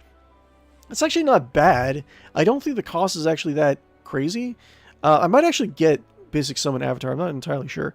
But you can, if you get to the subcategories are avatar's attack increases by 25% of the hero's spell power. This bonus is double if the creature knows leadership. What he does is doubled. So we can potentially get an avatar. And I think you can actually get, let's see here. There's something in expert. Using spells so the hero can, yeah, so if you get into expert summon avatar, you can get a subcategory that lets you summon it anywhere on the battlefield rather than your side of the map. So you can summon a double spell power avatar, a double attack power avatar with when you have leadership, and you can summon it like right next to a range unit, enemy range unit, right? So I think I'm probably going to get this. That's probably all that he's going to cast is like heal and summon avatar. Avatar's defense is increased by 25% of the hero's knowledge. This bonus is doubled if the hero knows defense. Avatar speed and initiative increases by 1. This bonus is doubled if the hero knows insight. Speed, that's pretty good. Although if you get like expert, I mean, it doesn't really matter too much because you're summoning like right in the enemy lines. But it's interesting. Stabilization, the other expert skills. Summon friendly creature becomes immune to the effects that dispel summon creatures. Summon friendly creatures. Yeah. So like if you had resistance, yeah, you have the spell you get from resistance. I think this would counter that. Summon friendly creatures. So it's all friendly summon creatures. It's not just the summon avatar, right? Friendly creatures abilities summon plus 30 creatures. So I don't know if necromancers are like, I don't think raise dead counts as, well, it's creatures abilities, not the hero abilities. So like there's certain abilities that they get a certain amount of temporary units. So I think this would increase that. Anyways, Advanced Triumphant Strength. This is the faction skill, rather. Once per round, the hero can activate one of the 3 stances in battle. The active stance grants the hero +4 instead of +2 to the stance's corresponding attribute. Okay. Underground Passages. Friendly dungeon creatures deal 10% and take -10 damage on native terrain.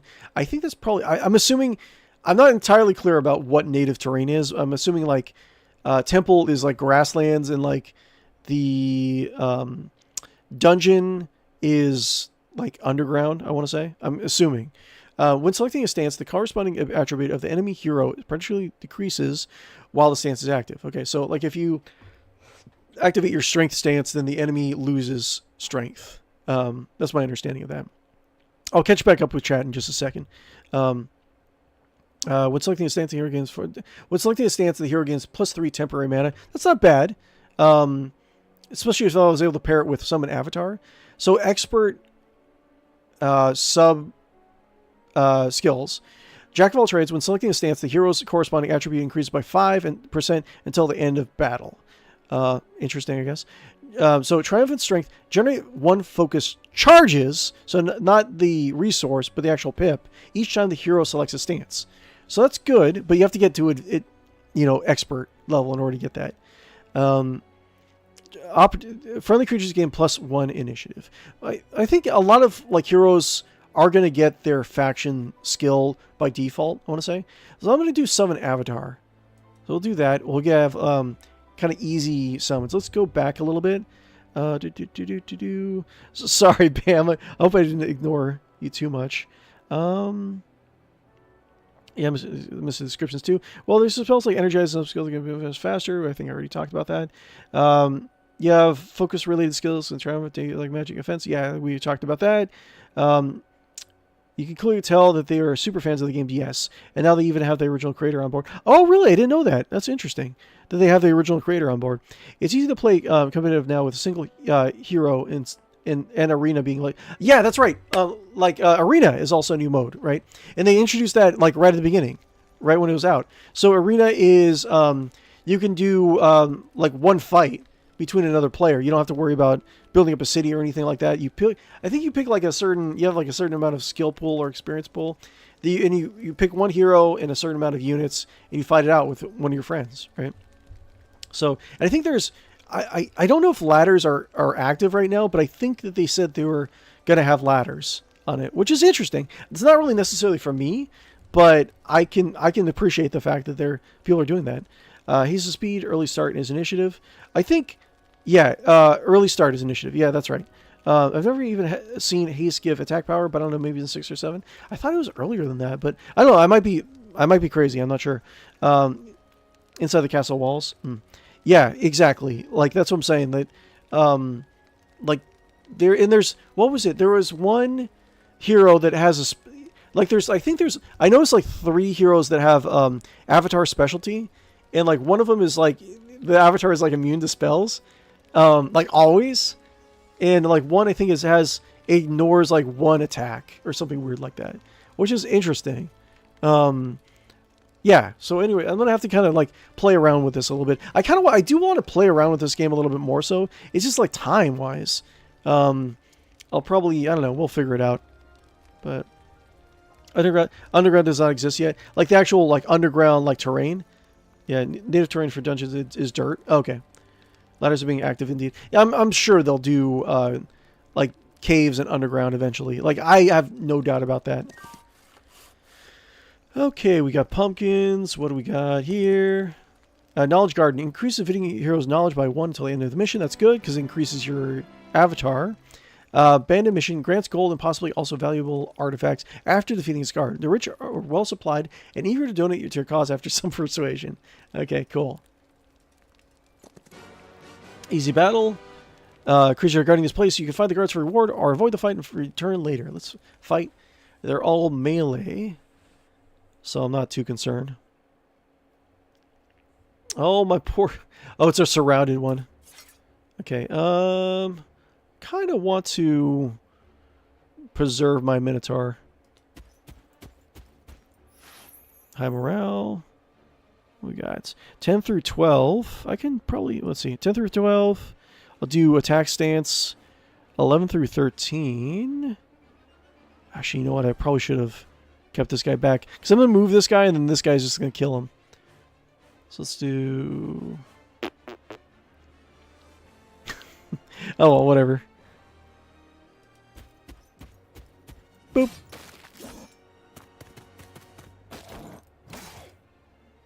Let's read some of the lore in this guy. Skeleton. Skeletons are the simplest product of necromancy, raised without elaborate rituals, yet just magic binding bones into a crude frame, capable of basic movement and obedience.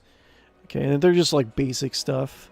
They're like the closest we're gonna get to like peasants in this game so far. I don't know why it bothers me that peasants aren't in the game. At least that I've seen so far.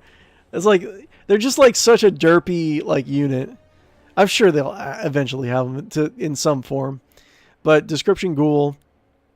I've heard it's actually the grief from the loss of his lovely piglet that made him like this. Aw. Undead melee attack and rage. And rage is like the creature enhances itself at the beginning of each round, increasing attributes and gaining 2 minimum and maximum damage each round. So it stacks. So the longer they're in play, the stronger they become, essentially. So we'll do boop, boop, boop, boop, boop, boop. Ow! My poor guys. Let's see. Boop. Let's see. Do. Let's do. Boop. Oh, you know what I can do? I can do spell book. Let's see how much. I don't think I can probably handle these guys without an avatar, really. But I could probably also heal some of these guys just to keep like 1 or 2 alive.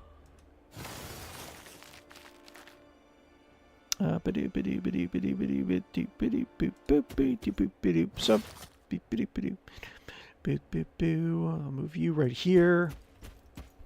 Oh, another weird thing about like undead is now undead can't. I'm pretty sure undead can't benefit from morale. Like they or something like that. It's like their morale is like tweaked. So I don't know if I was reading it where they can't have negative morale, but I think they can't have positive morale. If that's true, that's kind of shitty, because that's a huge thing in the game. So if they can't have that, and they have less, if their necromancy is kind of like a little bit crappier, then I don't know, man. Let's see here. Kind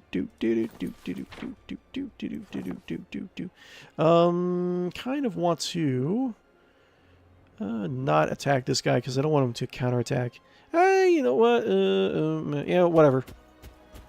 Swipe.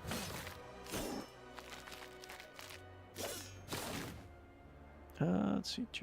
11. Boop. There we go. Cool. Got experience. Gold. Great. Yes. Awesome. Boop. Big beans. Okay. Where is my... get some gold. Shing. Oh, hello. We've been told to expect you, and we are ready to assist. Temple patrols... I was also about to say patriots. Temple patrols lurk everywhere, vigilant and unyielding. Yet behind one of the villages, we discovered a concealed pathway, a secret passage to slip past their main forces unnoticed.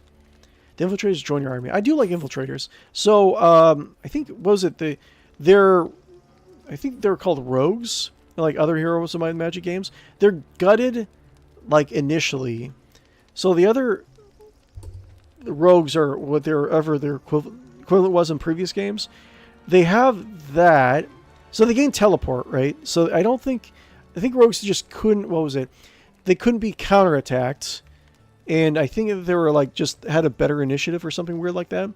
So now infiltrators, the elven spies of Alvar, these longtime surface dwellers had to adapt when they began expanding their cities into the underground. They now view subterfuge as the key to gaining an advantage. Okay, so standard one. There's blink is movement, so you can ignore terrain blockage, stuff like that. Weak spot, lucky strikes. If you get a luck triggered, you get 100% damage, and the maximum possible luck is increased by 5. So they have essentially backstab, right? Fighting style, hit and run. This creature will return to its original position after attacking, but deal 50% damage. But this particular level of it doesn't have ignoring counterattack, right? So we have Guile Infiltrator and Bleak Infiltrator for the upgrades, right? So 6-2, 6-2, 3-5. The stat spread is pretty much the same. Movement versus initiative. I think this one actually has staggering hits. Yeah, so this one gains staggering hits. So attacks prevent the target from counterattacking until the end of the round. So you can use, you can attack, and it's not only it prevents them from counterattacking the infiltrator, but they lose all their counterattacks for that round. So you can do, you can fight them. You can do do infiltrators against Hydra, which have counterattacks. I think it's unlimited counterattacks, and they can they attack their entire spread all over their body. So you can negate that with infiltrators. So it's a good. I like this upgrade. It's pretty good. So fighting style, hit and run. So you can also do hit and run stacks with staggering hits. So you can hit and run. If you hit and run with the previous version of this character, you teleport in, you hit them, but then they still get a counterattack. This one finds a way around that, right? So Shadow Strike attack deals it costs ability points or focus, but it deals basic damage to any enemy, ignoring their defense. So armor piercing attacks for, what is this? It's tier 2, right? This is not bad. It's pretty good. Bleak Infiltrator. So instead of having all that, you got the weak spot. I think, let's see here. Lucky. I think the lucky is the same. It's the same version of luck. Sharper Blade. Each attack increases the creature's luck by 1. So luck is essentially the critical hit chance of a unit in this game. The more lucky you are, the more you have a chance of triggering. I think it's just the I think it's a double damage attack. I think it's additional damage, but there's a lot of stuff that increases like what kind of stuff happen when you do a lucky hit. Hit and run. We have Veil of Shadows. Cannot be targeted until the end of the round. Okay, so you can do 2 ability cost for... I mean, I guess that's okay. Keep in mind, like 3... Like I was saying earlier in the stream, like 2 and like 3 ability costs, focus points, are like kind of... Like it takes a while to kind of build up to that momentum, depending on your build, right? So like by the time you get there, I mean, I don't know, man. I mean, I can see, like, there's probably a build for it. Let me kind of go back to chat.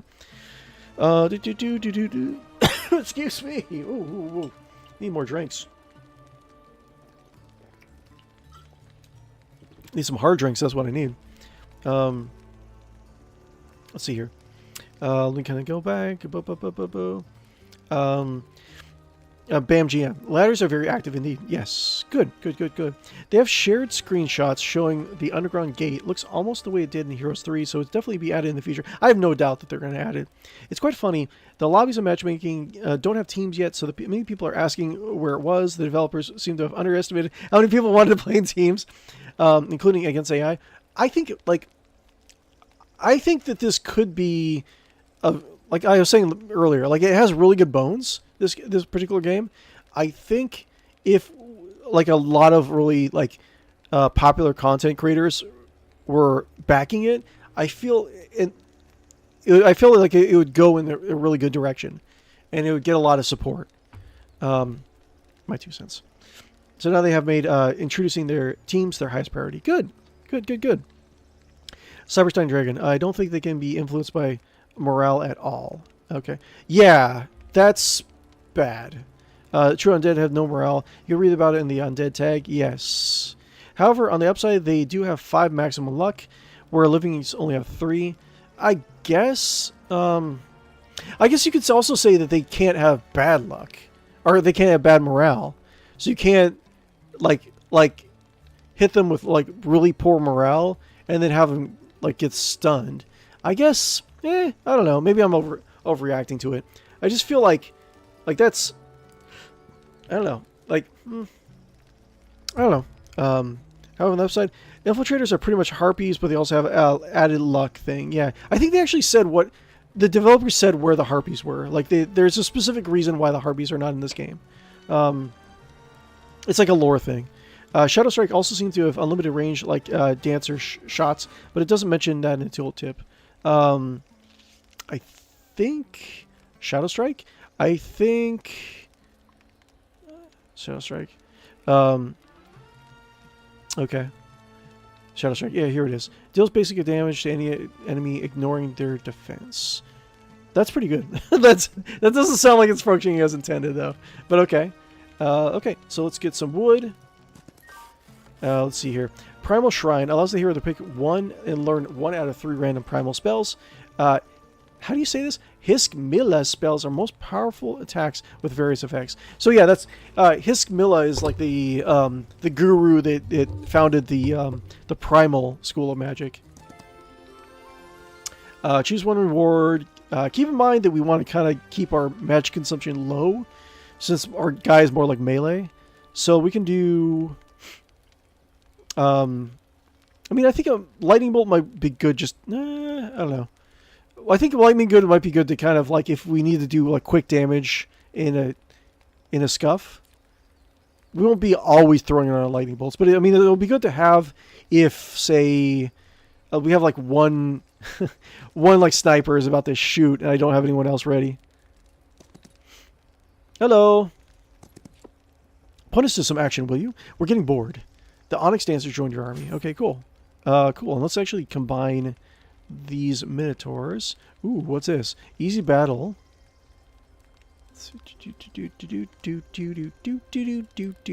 Big beans.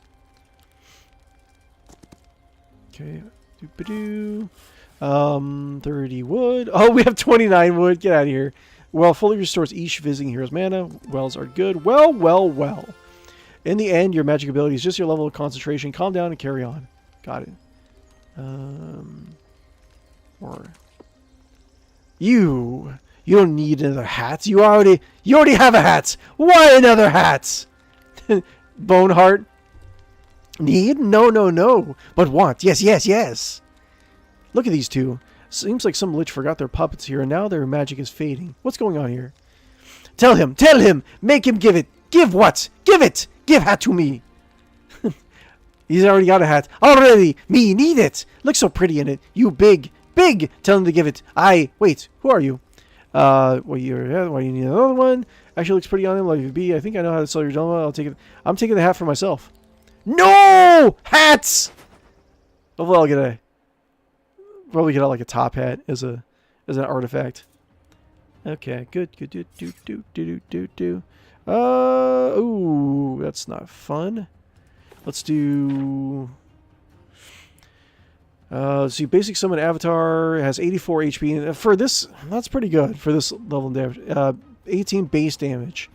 And I think it's like, it doesn't have random damage. It just deals 18 base. How far can I do?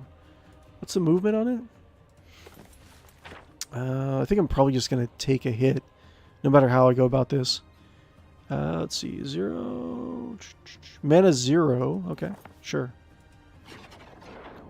Probably have to get a little closer. It is what it is. Let's do defense. And we'll get this guy up here, and hopefully he takes all the shots.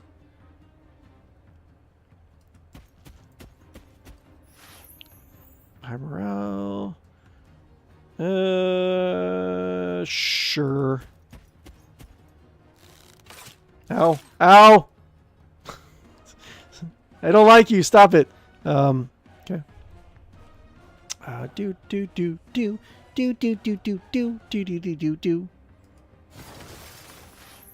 Hello! Okay. Eat. To your heart's content. Eat! Okay. La la la la la la la la. Zippity zap zoop. See, eating through 25. It's like I don't want to lose him. It's like I want to conserve him a little bit. Zippity zap zoop. Oh, I can do. Wait, I can just do this. Attack here, and then I can't get attacked. I don't want it. I love my beautiful minotaurs. Don't attack me. Can I do? Oh wait. I'll wait. Okay. Ow. And then shoot. Do.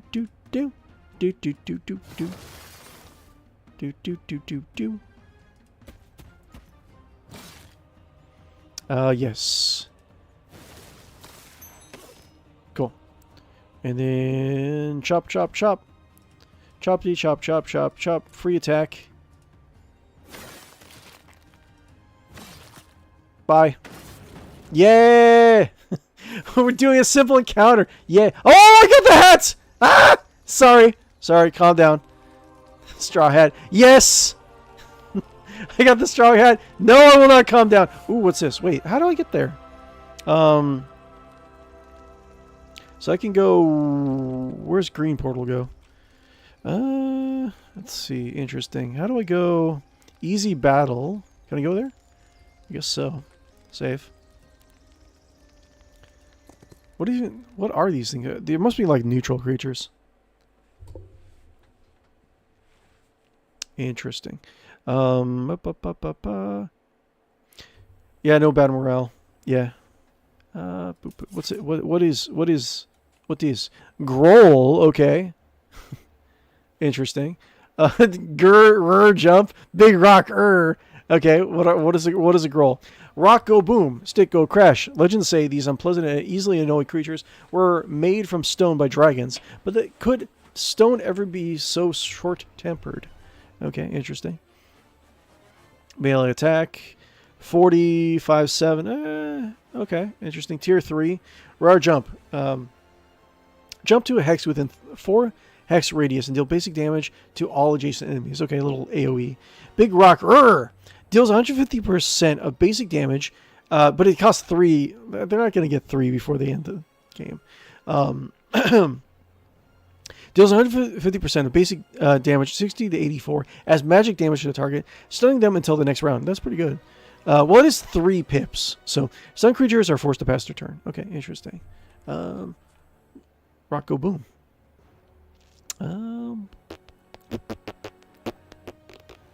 Yes.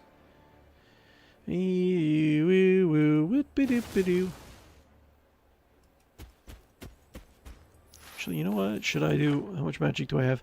Mana 20. I think this is 0 mana. Okay. Why wouldn't I want to use it all the time?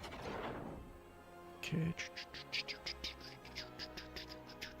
Do-do-do-do-do-do.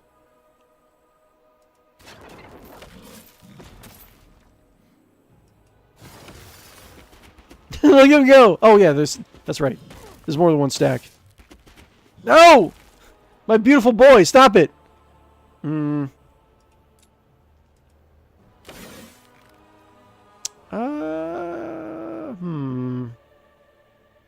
I do... Yeah, I'll wait. So I can do weights. Yes. And then you can't go any further. Chop.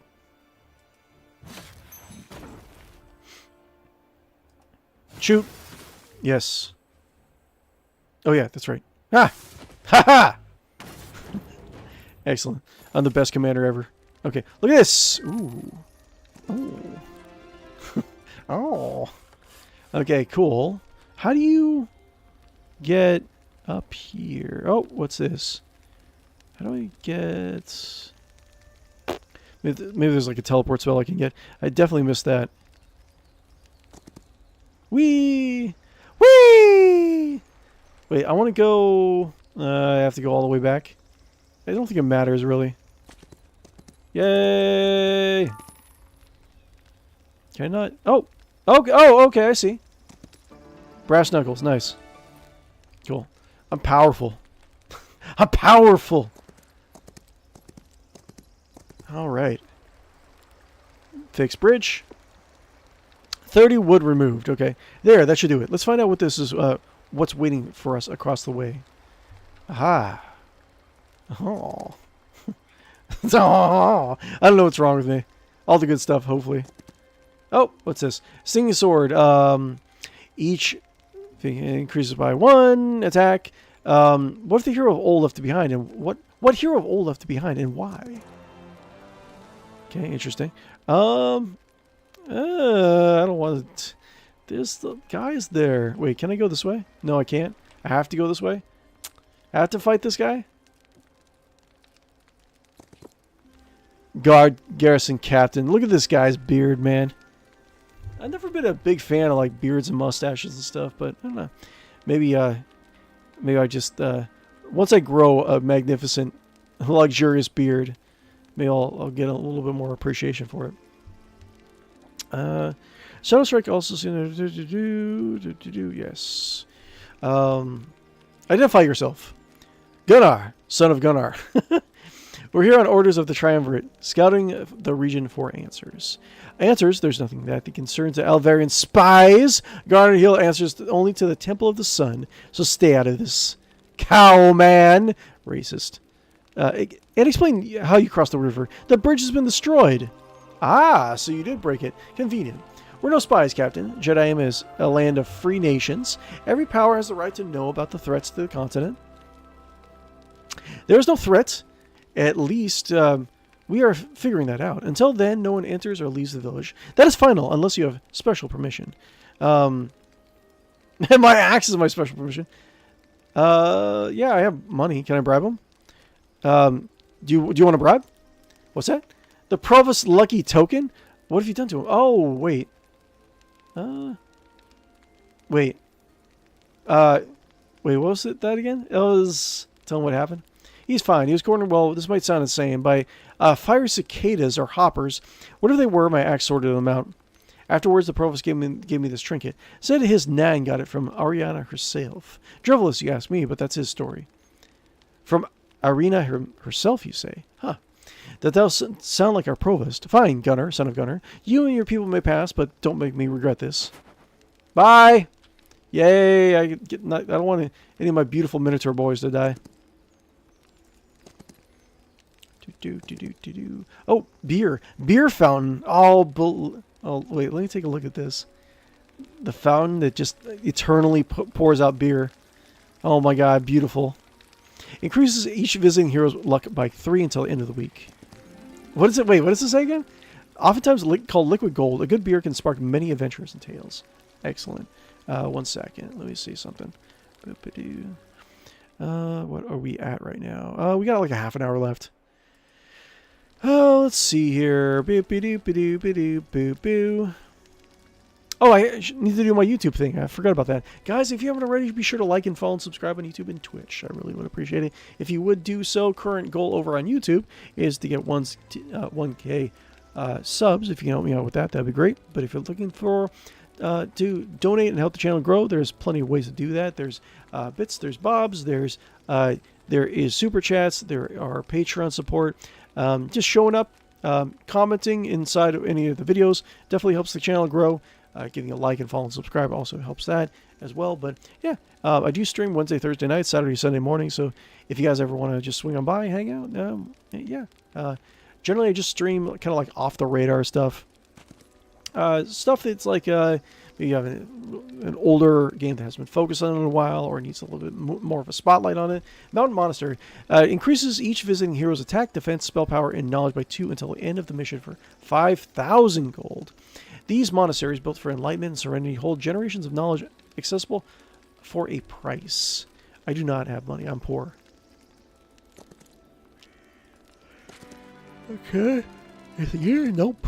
Okay. Mana. Get more mana. Hello. We acknowledge your authority. Got it. Excellent. Cool. I like it. I like when people acknowledge my authority. Arcane Shrine allows the hero to pick and learn 1 out of 3 random arcane spells. Dorith's Arcane, that's the spell category that I was struggling to remember earlier. Dorith's spells usually deal with pure concepts, bending space and time. Early start, yeah. I think early start is actually pretty good. Energize, immediately generate 1 focus charge. Was it 11 mana? Okay, interesting. 6 mana for early start initiative. I'll do Energize. Okay. We got 5,000. Let's go back. Yes. Cool.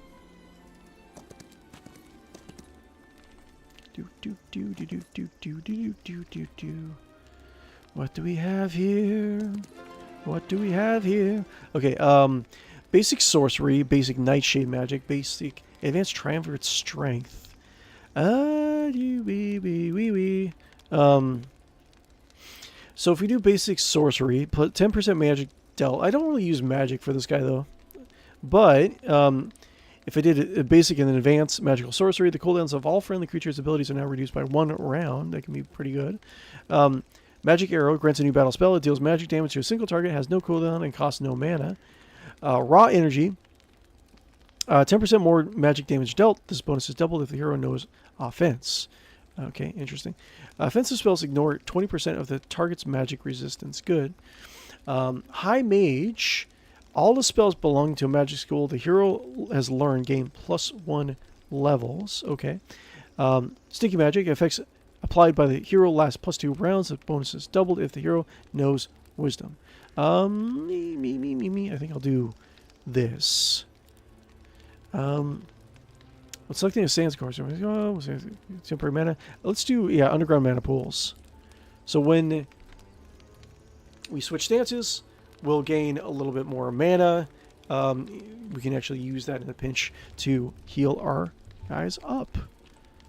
So, boop. Another patch of Scorched Ground. I think we're almost there. Okay. Interesting. To be back at Elva. Let's get this mission over with. The Onyx Dancers join your army. Cool. Anything else? No?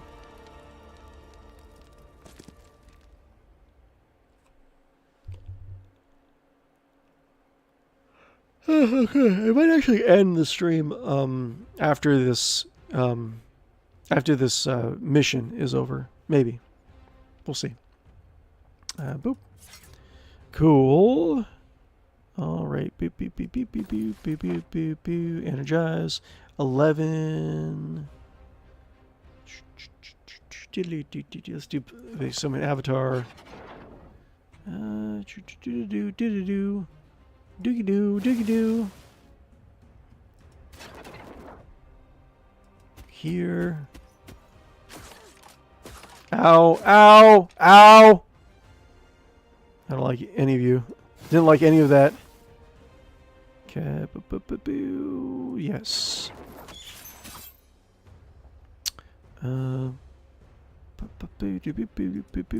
Just do. Meow meow meow meow meow meow. Meow meow meow meow meow meow. Him and nya. Losing all my guys. Do. I don't like any of y'all. Cool.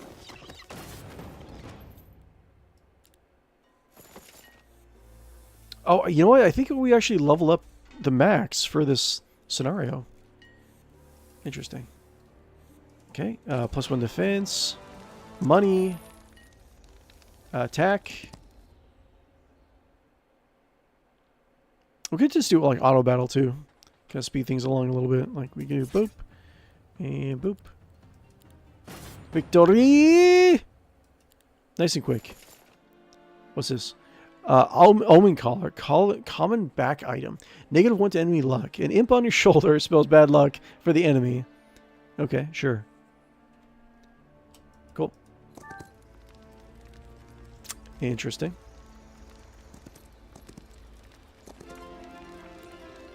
Experience, please. I don't think... Yeah. I shouldn't have done that. I can't get any more experience. A natural calm. Target enemy deals -15 damage with basic attacks. Okay. Target friendly creature gains +2 attack and defense. Despair curses target enemy. Creature takes the hero's power pure damage at the start of his turn. That sounds good. Not a huge amount of mana. Oh, speaking of that. Okay, can I get to this guy? What happened here? Let's find out, yeah? The infiltrators join your army. Excellent. Thank you, infiltrators. We got this guy right over here, and with this. For Scholar's Observatory, increases visiting hero spell power or knowledge by 2 until the end of the mission for 1,000 gold. Easy battle. Sure.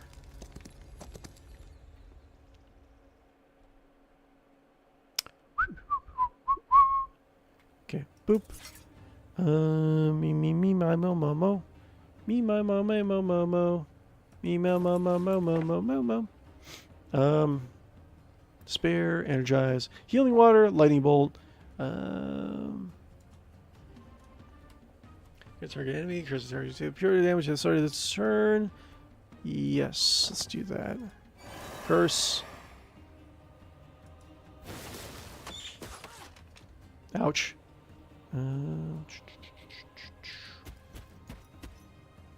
And yes. Cool. High morale! Take that! Ow! My face! Stop it!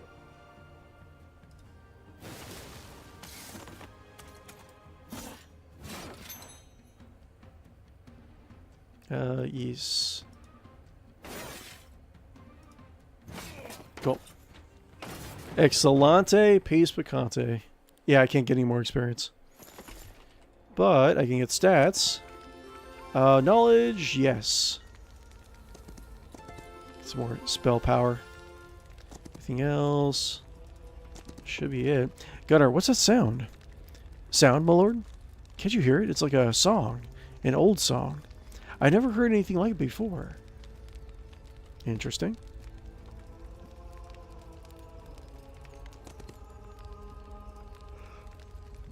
Normal battle. Okay. This doesn't look fun. Look at this. The air is filled with an oddly uncomfortable but somehow hypnotizing mixture of buzzing and whispering. It is difficult to understand what the creature is trying to communicate with you, or the noise is simply produced by its wings cutting through the air. So that fire insect was not the only one. I wonder if these creatures are the cause of the fire, or are they simply attracted by it? Perhaps we should try to capture it and study it further in Alvar. Let me apprehend it. As you try approaching the creature, it lets out an intimidating and furious screech reminiscing of a tearing piece of fabric. A sound that seems to rip through the air as if reality itself is being shredded. Fine, fine. If it's a fight it wants, then a fight it will get. Okay. Interesting. So we have Harvester Locusts. So we do. Interesting. Right, boop. And boop. And boop.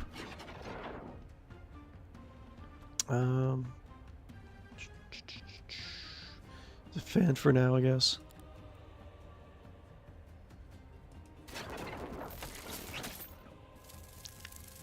Oh wow, that's so fast. What's their movement?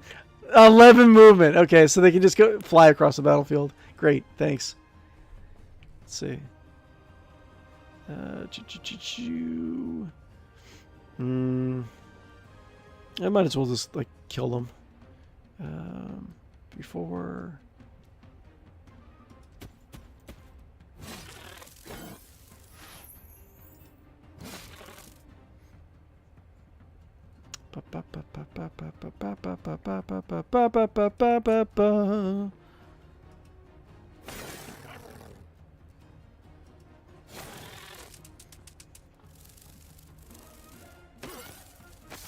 Go. La la la la la la la la. Ah, ha, ha, ha, ha. Okay. Oh, gotta remember to do stances. Boop.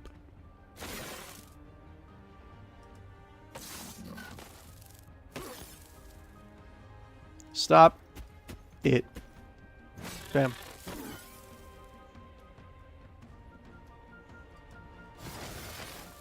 Cool. Excellent. Ugh, that was not something I expected to find here. Eridane's Mercy. Ensure at least one Minotaur survives until the end of the game. Okay. That's a achievement I just got. Anyways, I have to report these insects to the Triumvirate immediately. Cool. Well, this is fun. I like it. I like the game so far. I really do. I think it still needs a little bit of polish. But like I said before, I think the game has really good bones. And if the developers really, find some people to... I will be a content creator that will push it if anyone wants to reach out to me. If the company, Hooded Horse has asked me to promote their games in the past, so I know there's precedence there. If you guys want to reach out to me, I will graciously promote more Heroes of Might and Magic: The Olden Era. Just to let you know. Let me summarize then. Eternal Flames, Aggressive Templars, and sentient insects, or at least highly unusual ones. I couldn't capture any, but they're no ordinary bugs.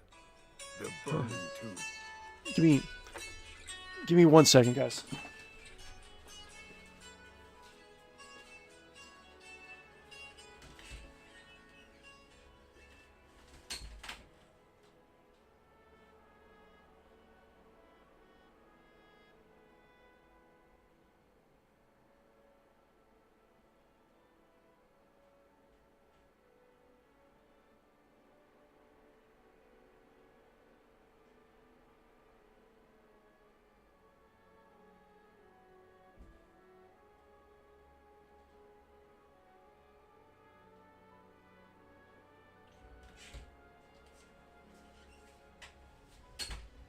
Back.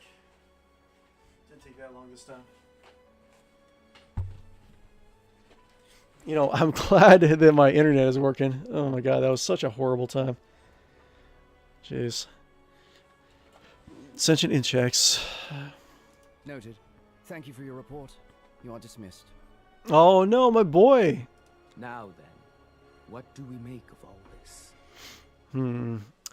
Discuss the strange fire. Troubling. Magic of flames. Are one thing, but fully inextinguishable? In a backwater village where maybe a fifth of the population can even read? This warrants concern. Let's see here. We need input from the druids of Murmur Woods. Either their elementalists are responsible, or they may know who is. We had an outpost in that region once. The elf agents stationed there were obsessed with reporting unusual magical activity every time a fae sneezed. It became insufferable, so I temporarily shut it down. Now, it may be prudent to reopen those inquiries. Interesting. Now then, what do we make of all this? Discuss the situation in the village. The most straightforward path is to address the Temple of the Sun first. They've already stationed knights there. Surely they've been filing reports, or at least keeping records. Besides, they're already entangled in a separate conflict with the necromancers. Aiding the humans could strengthen our diplomatic ties with them. Or, hear me out, we could offer our help to the necromancers and see what the guild knows. Templars are zealous and quick to label anything a heresy, but the guild is far more methodical. They might have insight into this fiery insect phenomenon, something the temple... So is it going to be like a branching storyline? If we assist the guild, the temple won't share any information with us afterwards. And the same goes for siding with the temple. I don't know. But imagine this. Like The necromancers owe us a favor. And let's not forget, their influence is growing rapidly. So, if we look at our options, we could try to contact the elementalists of Murmur Woods, and beyond that, pursue information from either the temple or the necromancers, both of whom are currently busy tearing each other apart. This calls for careful deliberation. Okay, so we actually change. Wait, main mission. The insects seem to be concerned, connected to the strange, unquenchable fire. Perhaps the elementals of the Murmur Woods can shed some light on the phenomenon. Silverwood, the nearest Grove City, appears the most logical destination. Can I save? Boop. Save? Sure. Interesting. So it looks like eventually... Oh, wait. What do we have? We have 2 missions, right? So we have unending conflict. Many knights from Sunspire were present in the village, as expected, given that it falls under their jurisdiction. Visiting Templars and asking around may reveal useful clues. However, Sunspire is once again entangled in conflict with the Necromancers, who might also hold insights on unfolding events. Choosing which sides to support will prove crucial, not for the investigation, but for the political balance of Alvar and the days to come. Okay. So you can choose to ally with the Necromancers or with the Temple faction. And the relationship, I'm assuming... negative 666. Okay, great. Very interesting. I do want to do more of this, but we have so many games. They were kind of like, they're on standby that we could be showcasing. I don't know, man. Hi. Hello. Anyways, guys, thank you very much for hanging out with me once again. I do appreciate you guys. You guys are beautiful, lovely, incredible, smart, talented people. You deserve all the love in the world. Just want you to remember that. If you haven't already, be sure to like and follow and subscribe on YouTube and Twitch. It really does help me out. Trying to get be on the road to get 1K subscribers, just to help the channel grow. But yeah, catch me on Wednesday, Thursday nights, Saturday, Sunday mornings. Check out our Discord if you haven't already. Links that you need to find my social media or Discord itself are going to be pinned in my About section on YouTube and Twitch. It's also going to be down in the video description down below. Now, tomorrow we should be going back to Master of Magic, the pirate campaign. Saturday is going to be Lisa the Pointless, with the Ultimate Mod Pack Plus. And then Sunday is going to be, I think we're going back to Road Trader on Sunday. I'm not exactly sure when Dark Heresy is rolling around, but, oh, buddy, I'm about to leave. You jumped in right when I'm wrapping up. Buddy! But yeah, I'm not really sure when Dark Heresy is going to be rolling around, but whenever it does, we will be starting that campaign. I have an idea for a character to put together. And yeah, thank you guys for supporting me, from helping me grow. I do appreciate that. And yeah, log in the Discord, comment down below on the post recording. Let me know what you think about the art style for Heroes of Might and Magic: The Olden Era. Essentially what you think. You can let me know on Discord. You can let me know in the video description down below. I'm curious to see your thoughts on it. I would say that, this is only going to be the 4th time I've mentioned it, but good bones. I have a positive feeling of where we're trending in terms of getting a good, solid Heroes of Might and Magic experience. But damn, missed the new connection. Yeah, I didn't. My connection didn't drop once, as far as I know. Anyways, but I'm gonna peace out. Thank you, Divergent. Thank you, Cyber. Thank you, Bam. I appreciate all of you guys. You guys are all incredible people. And I will talk to you later. I will be back 8:30 p.m. tomorrow night. Oh, I should probably say I'm gonna try to. You might see me on early in the morning every so often, but if I do an impromptu morning stream, I will let you guys know. So keep it in mind. I'll talk to you later. Bye-bye. I'm going to fly away. Bye-bye.